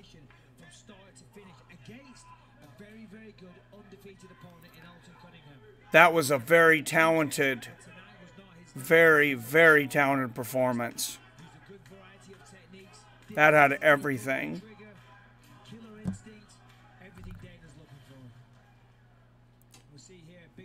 Depends on body type and fight style, says Zoltan. Supertramp says ran 2 miles one time in 10:13. Permanent party after training. 2 miles in 10:13? Shit, that's fast for 2 miles. Damn. My fastest mile was a 5:15. So you ran maybe both your miles faster than that. A lot of those bodybuilders be considered obese. Depends on how much neck exercises I do. They got, I guess. A lot of this buff dude could barely walk a couple blocks and be winded. Yeah, you're right. You're right, but yeah, I remember them putting guys on diets during basic training too. Well, and even in tech school, and I'm sure Supertramp will attest to that. I'm sure you've seen, because if you were on when you came in, I mean, I don't know what the Army had. I wouldn't advise going in the military for the food, but if you're young and that's your decision, the Air Force has got some pretty tasty damn food.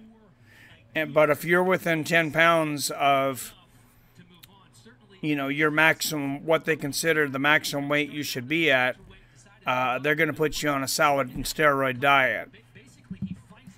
That's your Gatorade with a little bit of steroid powder on top, and saltpeter so you don't get an erection. That's a weird combination. And they'll never talk about this. I've never heard anybody talk about this, except for people when they're from basic. And I'm curious to hear what you have to say about this Supertramp. So, you remember Basic Aid? They had this stuff that floated on the top, and everybody said it was saltpeter. And it would keep you from getting an erection.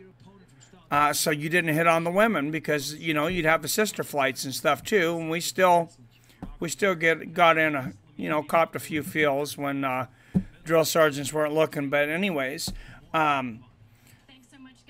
you wouldn't get a hard on, but you would gain muscle extremely fast. Or I did. Like I said, I'd never done, I mean, it was around 35, 40 push-ups. I think it'd been my max. And I was pumping out 70, 80 within a couple weeks. So, but yeah, they had great food. I mean, they had chefs in there that were making veal. I mean,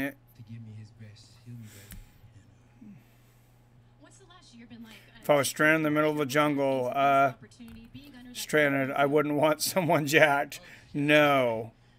What's going on, Comedic Genius? Comedic Genius, you just missed Bevon Lewis destroy Alton Cunningham, who had a UFC development deal. Does not have it any longer. I'm pretty sure. He may, but I highly doubt it. Bevon Lewis just destroyed Alton Cunningham.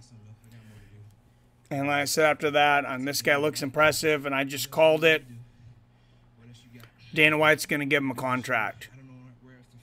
I'm not a betting guy, and I would bet Dana White gives him one of the contracts tonight, and that he'll be a force to reckon with right out of the gate. So write down that name, Bevon Lewis, and hold me to it. Currently complaining about needing protein or some shit. We still got Woods, a Supertramp rip like Jesus. Yeah, I didn't remember getting a lot. I'm not saying I never did. What's up, beginning trainer? Those knees were serious. He protested the stoppage, but it was legit. Oh, damn. Those knees were, yeah, those are go-home knees. That reminded me of, like, Anderson Silva and Chris Lieben knees. And seriously, if anybody out there doesn't have UFC Fight Pass, and I need to get a deal with them, so I'm getting paid for this. I'm not yet. But seriously, it's like $9 right now to have it throughout the entire Contender series. I believe there's 8 weeks left. And just for the Contender series, it's way, way more than worth it. I mean, that's like $1 an event. And I mean, these events every week, it's better than, you know, a lot of UFC fight nights. Probably better than some of the pay-per-views I've seen. Me too. Did Aguilar win? What's up, Kevin Barber? You are just in time, my friend, because Kevin Aguilar and Joey Gomes are next. Last fight of the night, main event, and then Dana White will be making decisions on how many contracts. Now, let me know. Love your channel. Well, thank you. Thanks for coming in here. Yeah, they're on their way down to the cage right now, man. Lightweight bout, Kevin Aguilar and Joey Gomes. Now, Joey Gomes, undefeated. He had a different opponent originally, and that opponent backed out from an injury recently, just like last week. And then they put Kevin Aguilar in there, who is an absolute killer. I think he was better off with his first opponent.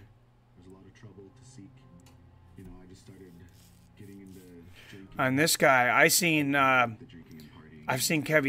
Aguilar a couple times. I think the last one was in the LFA. Just murking guys. He's got some high-level striking. I had been found on the side of the street, on the sidewalk, just face down, and I had a blood alcohol content of like 0.39, and she said I was lucky to be alive after that. How does Brock not lose his gains while in the USADA pool? Yeah, like I said, I mean, he looked like he was 340 pounds. I know he's only 6 feet tall, but there's no way in hell he was under 320. Unless they stuff stuff in his clothes, no way that dude was under 320. That was a humongous man. I've done more than earn this chance to become a UFC fighter and get the contract. I will go out there and prove it. Well, thank you, Mario. I appreciate it. I would get Fight Pass, but it just expired. My rent is $1,600. Holy shit, where do you live, man? Bull ass shit. Canadian for Fight Pass, and I've had it since day one. Damn. 1,600. Shit. Well, I mean, I bought my house, I guess, at the bottom of the recession, so that's probably why I'm. But yeah, I pay. My property tax just went up, but I don't even pay that on a 2,800 square foot house outside of Seattle. That's some expensive ass rent.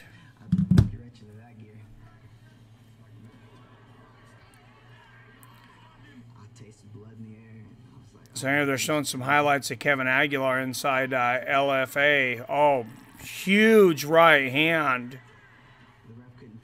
And hammer fist. They're showing him win the LFA championship there. And that guy's a beast. Anybody who's got AXS TV, you probably already know pretty much every Friday night there's fights on there. They'll have LFA a lot. Few different organizations, but I believe all of the LFAs are broadcast on AXS TV.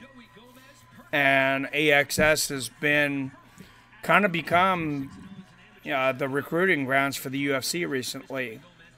A lot of the guys in this series are out of the LFA or fought in the LFA recently, and a lot of guys signed lately were out of the LFA. Well, I was lucky, Kevin. I was lucky that I just happened to be house hunting at the time when no one else was. Got the reputation as the best grappler at BJ Penn's gym in Hilo. That's from his trainer, rude boy Troy Mandalones. Says he's got a great chin as well. Joey Gomes, 7-0, 5 first-round finishes, finished 6 of 7 wins, 4 submissions. She'd have a submission artist against a striker here.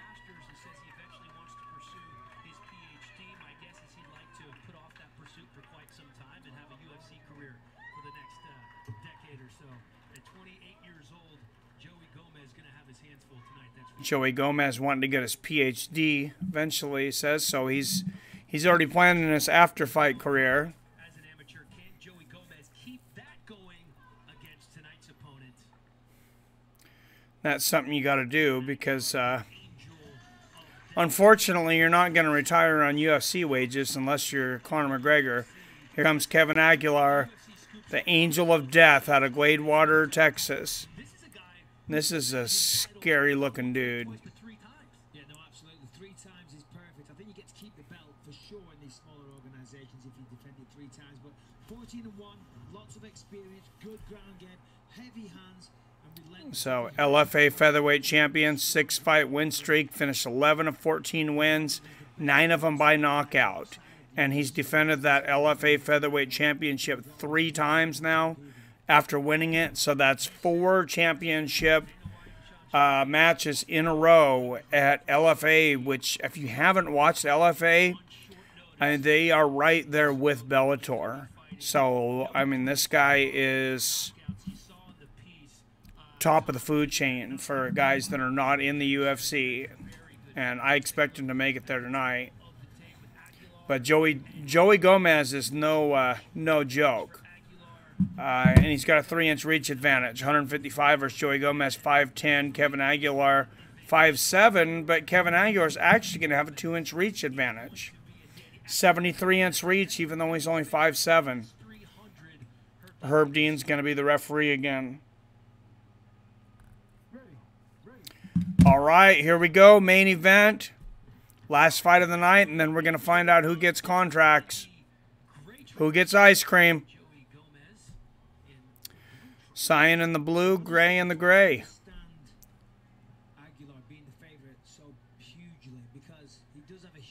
Excuse me, Aguilar in the gray.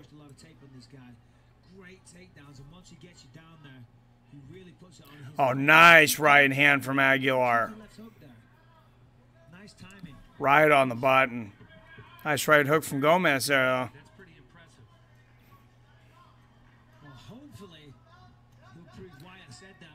Nice right hook there from Aguilar.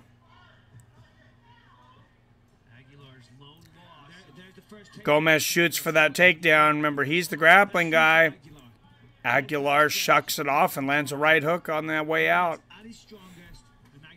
Oh, huge right hand from Gomes. He just gave Aguilar a chin check for sure. Oh, big straight left from Aguilar. Oh, Gomez's face is busted up. Right side of his face, and Gomes just landed a big right hook right on the chin. These guys are tagging each other. Oh, Gomes throws a big left hook. Aguilar ducks underneath. Gomes shoots for the takedown. Aguilar's got a pretty good takedown defense. And he's getting underhook. Oh, and he drops an elbow. Oh, Gomes gets it, though. Gomes gets the takedown and right into side mount. So, we'll see what the submission artist can do with the side control here. He is bleeding all over Aguilar. Now, something I've seen guys do in the past. Aguilar pulls guard. Good job there. Yeah. Something I've seen guys do in the past. And I don't know if this is purposeful. I don't know of any rule against it. That are bleeding like that a lot from the face, and it sounds disgusting. But to go above their opponent and bleed into their eyes. Gomes throwing right hooks to the body there. And that'll be the comment. Oh, beautiful elbows from the top from Gomes. 3 left elbows and 2 right elbows. Giving Aguilar no space whatsoever, landing good shots, good ground and pound, and all the while advancing his position, passing the guard. Now he's in half guard. He's still got Aguilar against the fence. Aguilar trying to throw elbows from the bottom. That's usually means that you're lost when you're throwing shots from the bottom. Big right elbow from Gomes. And now Aguilar's a bloody mess too. Aguilar gets up, and Gomes immediately clinches and pushes him up against the fence again, and they're broke. This is Aguilar's chance. He does not want to go down again. He's looking for the knockout for sure. 140 left in the round.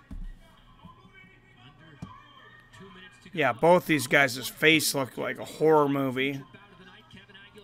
Nice right hand to the body from Aguilar. Gomes looks like he might be a little tired after that. Oh, nice double jab. Right in the middle of the face there from Aguilar. Oh, big right hook from Gomes, and Aguilar answers with a right hook.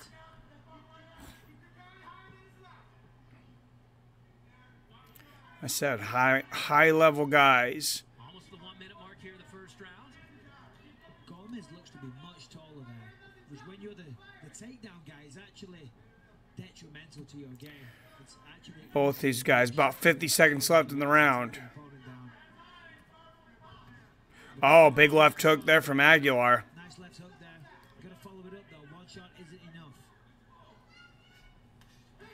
Nice body kick there from Gomes. Oh, leg kick from Gomes, and Aguilar immediately counters over the top with the right hand. Counter to a right low kick is the straight right down the pipe.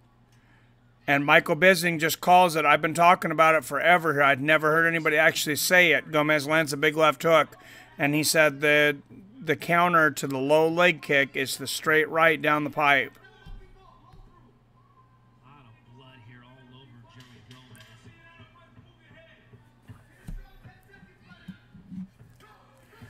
Oh, big left hook there from Gomes. The bell here in the first round. Couple of big right. Wow. Kevin Aguilar, let's listen to the corner. And I think it's a round apiece. Joey Gomes just took it to the 3-time defending LFA champion in that round. Hey, Mike, have you heard anything about GDS? He's my favorite heavyweight.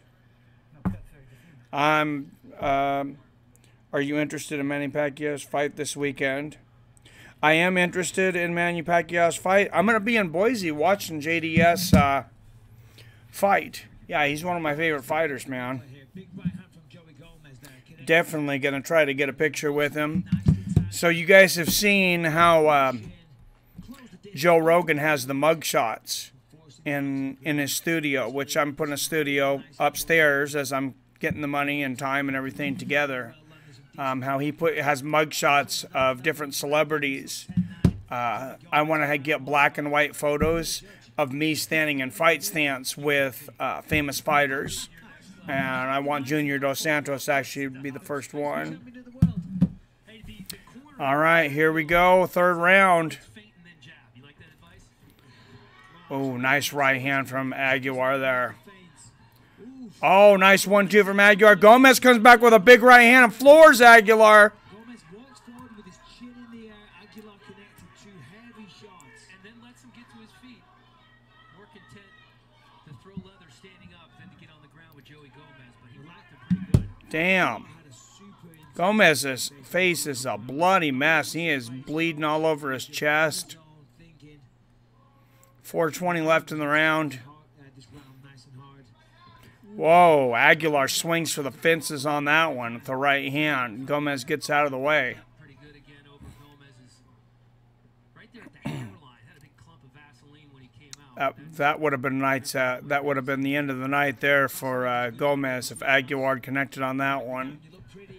Gomes goes for the takedown. Aguilar much better takedown defense this time. Not even close. Nice double jab there from Aguilar. Oh, big right hand for Aguilar. Gomes comes back and counters with the left hook. Very close fight. This has been a really good fight. Nice right hand from Gomes. Oh, and they exchange in the middle of the cage. Nice right hand from Gomes. Yeah, this could be the first fight of this season. Oh, jump left hook for Aguilar. Could be the first fight of this season. Oh, big right hook from Aguilar. Nice short right hook, and Aguilar looks pissed. Is pissed or focused? Or both. Oh, and he throws another big right hook. Misses, and Aguilar ducks underneath. Or Gomes, excuse me, ducks underneath. Gets a takedown again. Aguilar pulls guard, but Gomes with another takedown. Threatening with a triangle. But I don't think we're going to see it. Aguilar with the rubber guard on the bottom. 2:40 left in the fight. This might be the first fight this season, though, that a guy who doesn't get a finish ends up with a contract, because this has been a close fight, but it's been a really good fight. Both of these guys have showed a lot of skills, especially Gomes has shown the striking and the wrestling. Aguilar, like I said, LFA champion 3 times. He defended his belt. And I guess in these lower organizations, if you defend your belt 3 times, you get to keep it. So I don't know how valuable the LFA belt is, but I guess, oh, big right hands from the top from Gomes. Right hands to the body and then right back up to the temple. And he cut Aguilar. Oh, he's really cutting Aguilar up. Left hook up against the cage. Gomes is definitely winning this fight. Aguilar was the favorite, but oh, big right hand from the top. Minute 30 seconds left in the round.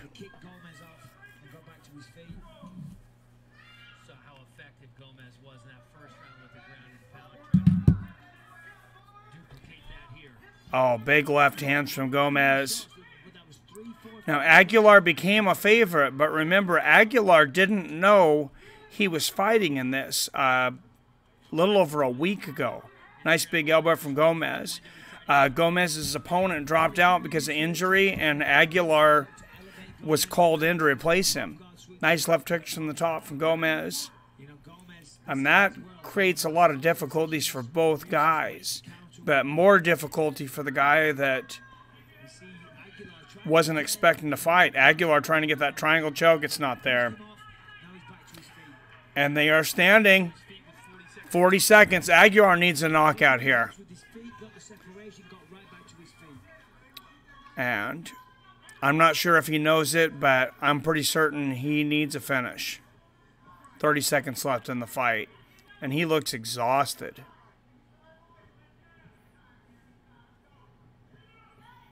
We'll see if Gomes will stand here at all or if he's going to shoot for another takedown to finish this up. A nice left uppercut there for Aguilar. But Aguilar needs to be more desperate here. Front kick to the body from Aguilar. And he throws a couple of hooks and misses everything. That most likely would definitely go to Gomes. Or excuse me, 2 rounds in the books. I can't count tonight.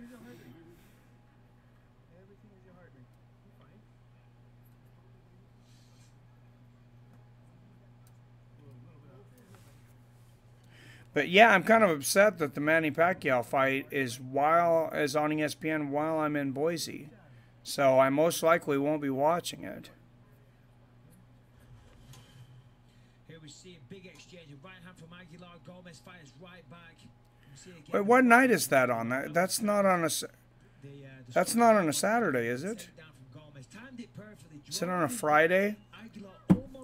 I know I had looked at it, but now I forgot what day it was. I'm looking it up right now. Arm punches to Aguilar's face. That was pretty much the end of the second round. What do you think, Judge, going into the 3rd round?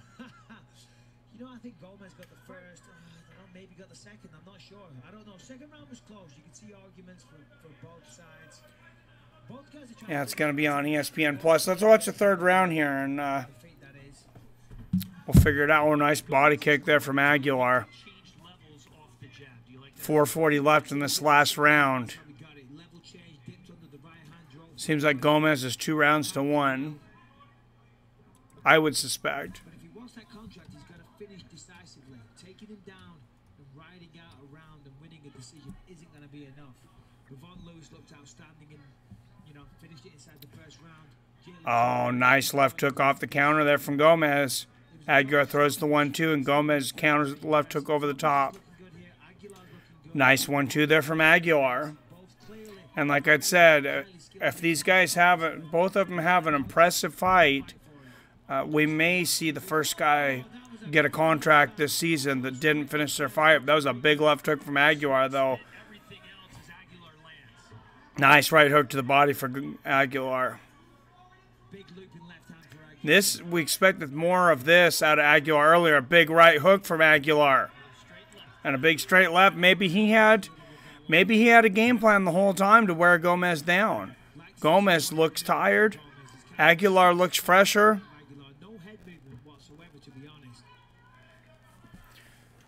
This could have been the plan the entire time.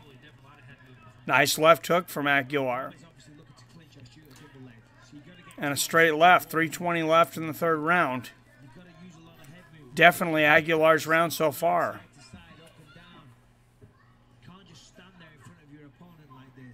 Yeah, Gomes really doesn't seem to have the energy to do much of anything.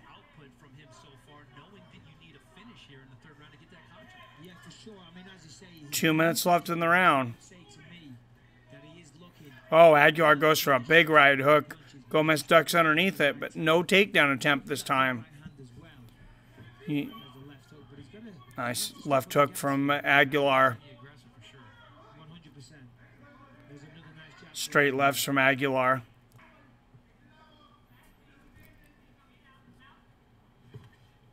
Nice straight right from Aguilar.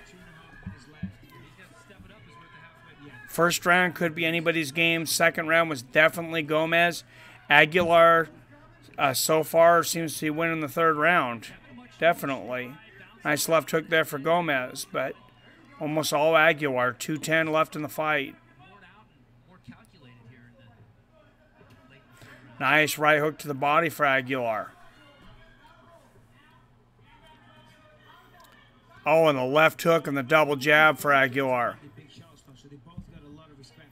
This is what he's been waiting for, but he may have put himself in a position where he needs a finish now.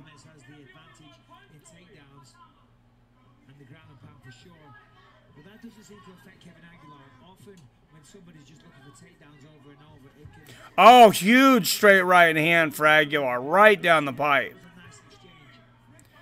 And Gomes comes back with the right hook, but that was a harder shot from Aguilar. Whoa, Superman punch for Aguilar. Gomes ducks underneath it. Doesn't have the energy to shoot for the takedown this time, though. Minute 20 left in the round. And Aguilar's corner's telling him, don't let him go the distance. Oh, nice straight left there for Gomes.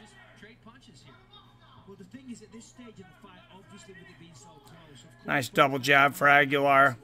Left hook for Aguilar. Big right hand for Gomes.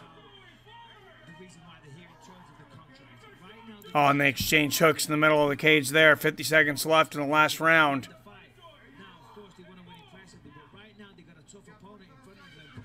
Oh, big right hand there for Aguilar.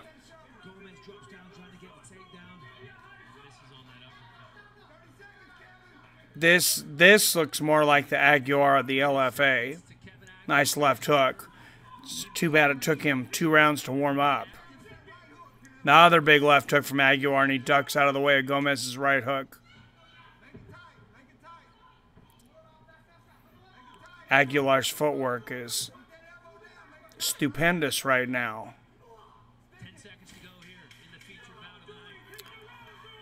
Oh, big right hand and a left hook there from Aguilar. Another big left hook from Aguilar. So Aguilar dominates the third round. Was it enough to win the fight, though? I'm not so sure it was. Both men had their moments in this fight. No doubt about that, as Dana White ponders what decision he's going to have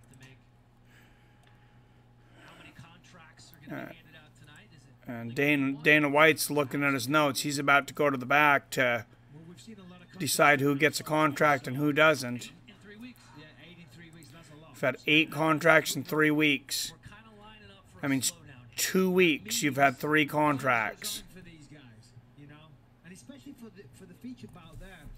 I mean, that's a lot of money to throw out in 3 weeks. What's up, Snake Pilskin? Good to have you back, man. Yep, Manny's back. Let's take a look at some replays here. Let's have a look at some of the action. Overhand right by Gomes there, landed nicely. Unfortunately, it's the same night as UFC Boise. I did not realize that, but it's going to be at 5 p.m. Eastern, 3 p.m. Pacific. It looks like it's a Sky Sports main event, so you should be able to watch that and then turn over to MMA Newsroom and Dutch Guy and watch UFC. Aguilar was doing most of the work, if I'm honest. You can see Gomes was trying to get the takedown. He was trying to time it, and of course he was throwing some of his own shots. But I think he might have let Aguilar. So, yep, looks like main event should be over just in time for UFC Boise. So, great weekend for you guys. Hopefully I can get some pictures and video from UFC Boise for you. Manny Pacquiao boxing match. And then right after that, that'll make it easy to remember, Dutch Guy's stream on MMA Newsroom of UFC Boise.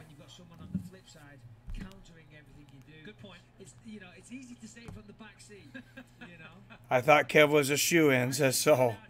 I hear you, man. So did I. Snake says, can't wait, man. Yeah, it's a big week. 29-28 Gomes. That's how I would call it. 29-28 Aguilar.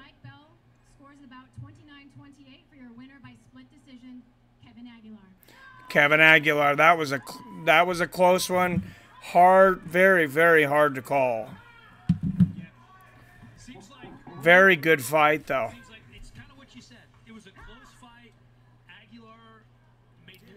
Not surprised by the split decision.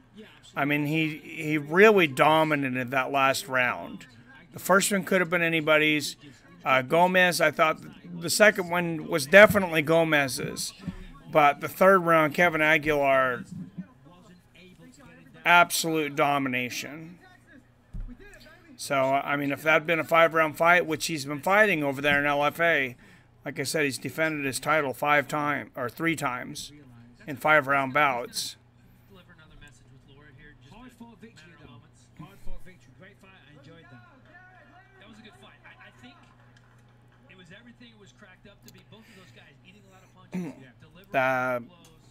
You saw the ground and power. So I would say that's definitely your fight of the night there, but is it enough for a UFC contract? Dana White just went to the back. He's got his notes. There's been some nights where he's been back there for a little while. Week 2, he came back out very, very quickly. So it just all depends. We'll see how hard his decision is this week. There's Larasenko interviewing him. Oh man, it feels amazing. You know, I love performing in front of big crowds, especially when it counts the most. Dana White, Mick Maynard, Sean Shelby being there. 15-1 record, 7-fight win streak for Kevin Aguilar. And like I said, with defending that LFA championship belt 3 times, even though he didn't finish the fight, I mean, this could get him into the UFC. Weight class affected your ability to finish the fight at all tonight? Gomez was just a tough guy. Plus, he's fighting a weight class above his normal weight. I said he just found out he was fighting this fight less than 2 weeks ago.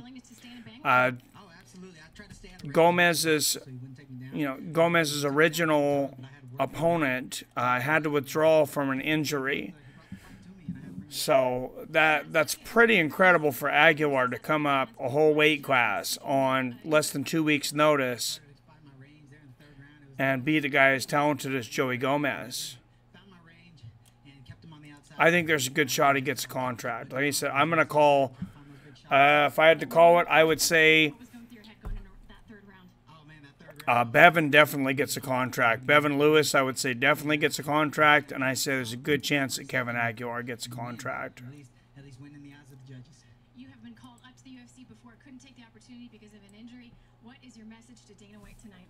Dana White, you know, you were right there. You saw what I can do. And he's been called up to the UFC in the past and was injured. So to think that Kevin Aguilar won't get a shot, you know, would get a shot now seems to kind of make sense.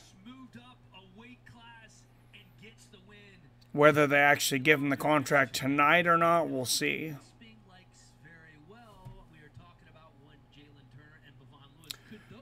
But we have Jaylen Turner looking for a possible contract also.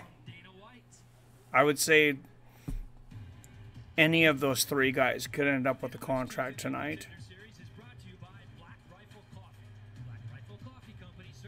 I don't know how many of you are watching on Fight Pass, but anybody who's watching, tell me, who do you think should get a contract tonight? Or who do you think will get a contract tonight? I'm young, I'm marketable, I'm well-rounded, I can talk and I can back it up. Oh, Macy Barber fights next week. My goal is to be the youngest UFC champion in history. I have heard about her as a top prospect. 23 years and 8 months is when John Jones made She's been coming out of the gate telling everybody she's going to be the youngest UFC champion in history. just over 3 years to do that. She's 20 years old. You know, I'm the next generation. She's been training boxing. I've done it And then next week, of course, next week we get the one-arm man, Nick Newell. So karate, I've done judo, you guys don't want to miss next Tuesday. I'll be back for that. just straight boxing, I've done kickboxing. So many choices for champ now. Who do you think would be the best matchup for Shogun, Gustafsson? Lesnar won't be back until early January. I was pretty surprised when I heard Shogun's name being called out there as a possible opponent for Daniel Cormier.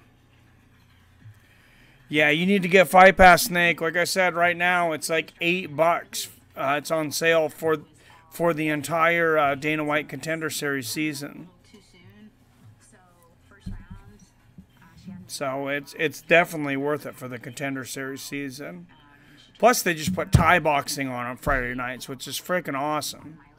If you love Thai boxing like I do. I knew something was really, really wrong, but I said to myself, The American crowd hasn't quite figured out kickboxing and Thai boxing, but be one of the first, seriously, and check out some Thai boxing. Check out that Friday Night Fights on UFC Fight Pass if you get it. I really don't think you'll regret it. to me, and like I said, it was a true test to what I can do and how strong I am and what I'm able to overcome. Now I feel like I can get through anything. You're gonna see like a nasty side of me. I'm here to hurt people. So Dana White in the back taking his time to make this decision. No offense to her, but she's too late in her game to become a well-rounded athlete. I'm gonna show the Gives good time for and that I am going to be the youngest UFC champion in the history promo for Marcy Brown here. because I'm gonna finish Jamie Colleen. Jamie Colleen and Marcy Brown next week. Like I said, also the one-arm man Nick Newell gets his shot at his UFC contract. Will we see a guy with one arm in the UFC? And Nick Newell, ultimately talented. I'm pretty surprised that they're giving him the shot. It's not something I think Dana would have normally wanted to do, but a lot of people called for it. Next week, Macy Barber versus Jamie Colleen. Vince Morales versus Domingo Pilarti. Maki Patoli versus Chibwikim Oni and Chenga. It is not Nick Newell next week. I seen online somewhere it was next week. I apologize. My mistake.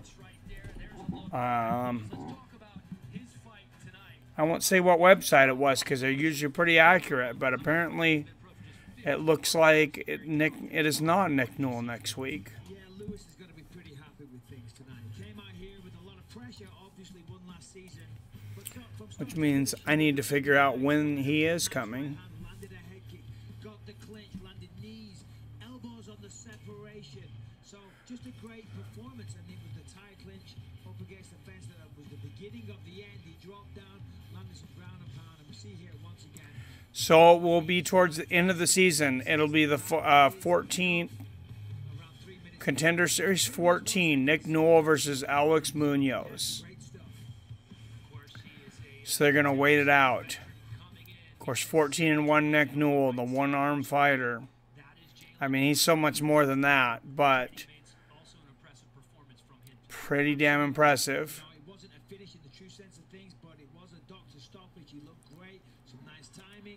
His opponent was game. His opponent was making him work, keeping him honest. But Jaylen Turner looked outstanding. Let's hear from the big man. And that's one thing like they're talking about. Will Jaylen Turner get a contract, being that it was stopped by the doctor between rounds? Here we go. Here's the contracts. And they only wanted one tonight. They only wanted one guy. I didn't even tell them this, but I'm going to go out and take another guy. I'm gonna bring in Jordan Espinoza. Oh, so he brings in Jordan Espinoza. You know, it's the second time against three of the guys in the Contender Series. Jordan Espinoza, welcome to the UFC. Deserves it, so I'm going to give it to him. And then obviously Bevon Lewis is. And he said, obviously, Bevon Lewis. That guy was super impressive. We're excited about him, so we'll take those two tonight. Kind of surprised Kevin Aguilar didn't get it. What kind of impact do you think he can make on that flyweight division in the UFC? Jordan Espinoza did look good, and they need 125 pounders. Bevon Lewis, look out for Bevon Lewis. I mean, it's early to call, but I'm telling you, this guy looks like he could be a top flight 205 pounder in the right camp. How do you think Nick Newell will do? Think UFC fighters will hold back because who wants to beat up someone with one arm? That's got to be kind of awkward. It's got to be...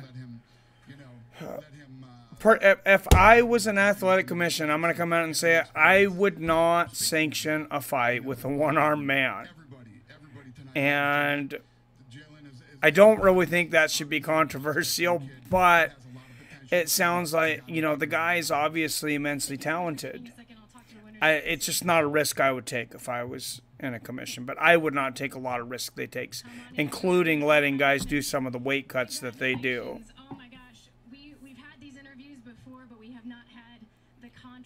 But then again, no one wants to lose to a guy with one arm. That's true, too.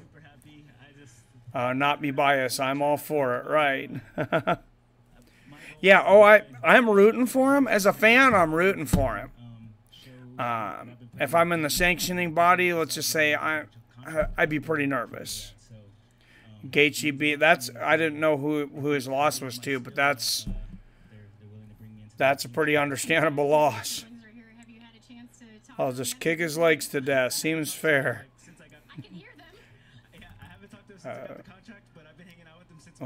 Would beat him or already had beaten him. Savage. Oh, damn. After I get cracked real good once, it doesn't matter if you're in a wheelchair. We're fighting. Yep. That's good. I like it, Mario. And here's Bevon Lewis. So if you're watching this, look at this. This is your next star in the 205-pound position. I'm calling it right now. Next 205 star, Bevon Lewis.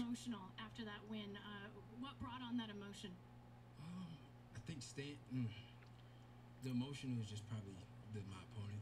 You know, he's a little younger than me, and I think he's under the impression that all his 5 wins were knockout, and he could knock me out. And I'm sure everybody thinks that whenever we're going to fight each other, but still, it was just that. And then for some reason, I just felt more secure. I just feel like I knew. I don't want to get too excited. And, I mean, MMA is one of those sports, it's hard to call, but I see a lot of skills. Like I said, I see a lot of skills in this guy, Bevon Lewis. I mean, he's not completely raw. He's not completely raw. He was fighting, you know, an opponent that he was, Alton Cunningham, who was in a development contract with the UFC. So he was basically brought in to be fed to Alton Cunningham. Absolutely destroyed him. Beautiful elbows.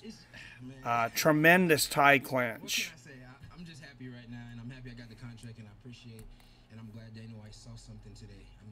You know what you signed up for, says Mario. Did you hear Glover will be fighting Corey Anderson since Latifi got injured? I didn't hear that Latifi got injured. I was looking forward to that fight. Well, I think we all saw it. Congratulations. Go enjoy your night. No, I didn't, but I haven't seen Glover Teixeira fight in a while. Honestly, I kind of thought Glover Teixeira was on his way to Bellator, but we'll see if he can get one more win on his way out. What's up, Stewie? I see you. Absolutely, he looked absolutely sensational right from the get-go. Very fast on the feet, fast, fluid hands, went for the takedown on several occasions. All right. 2 contracts given out. So Dana said when he went back there, he said, you know, he talked with the executives, and they only wanted to hand out 1 contract, and that was the one that was pretty obvious in Bevon Lewis. He said he didn't even tell him before he came out that he was also getting a contract to Jordan Espinoza. He decided to. Jordan Espinoza, of course, 3rd round knockout, just 2 seconds left in the fight. Jordan Espinoza, I have a hard time arguing with that one. Pretty impressive stoppage. Walk-off knockout with 2 seconds left in the fight.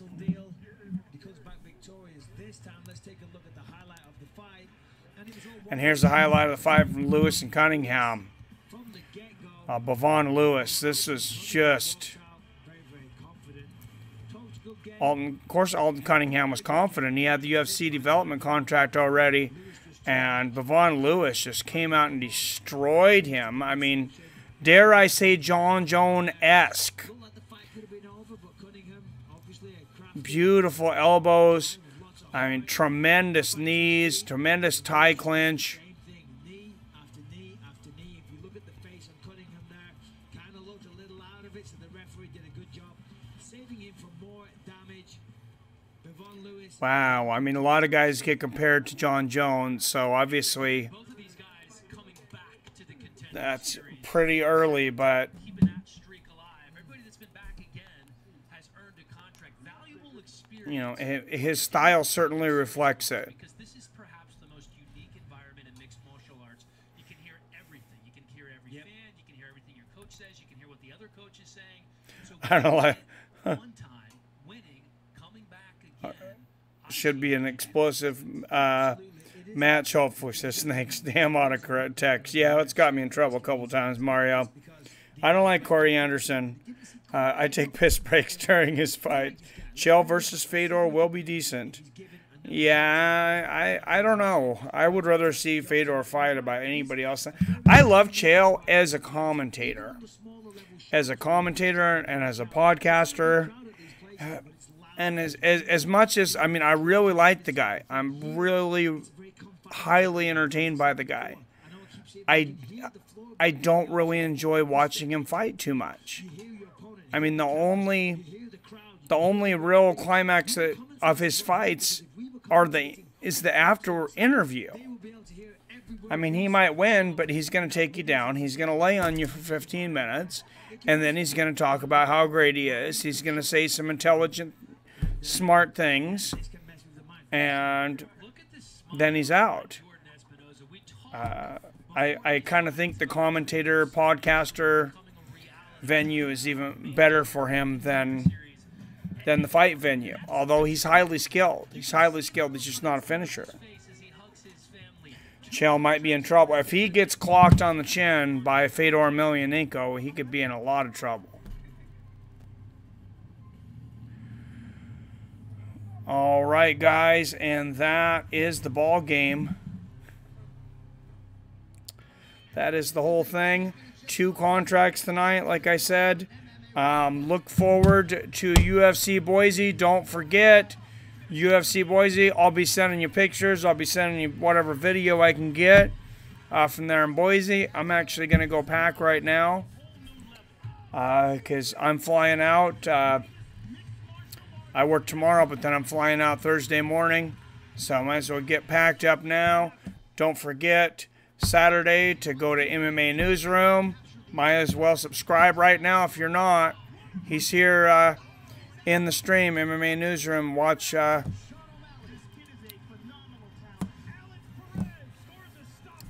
Dutch guys stream.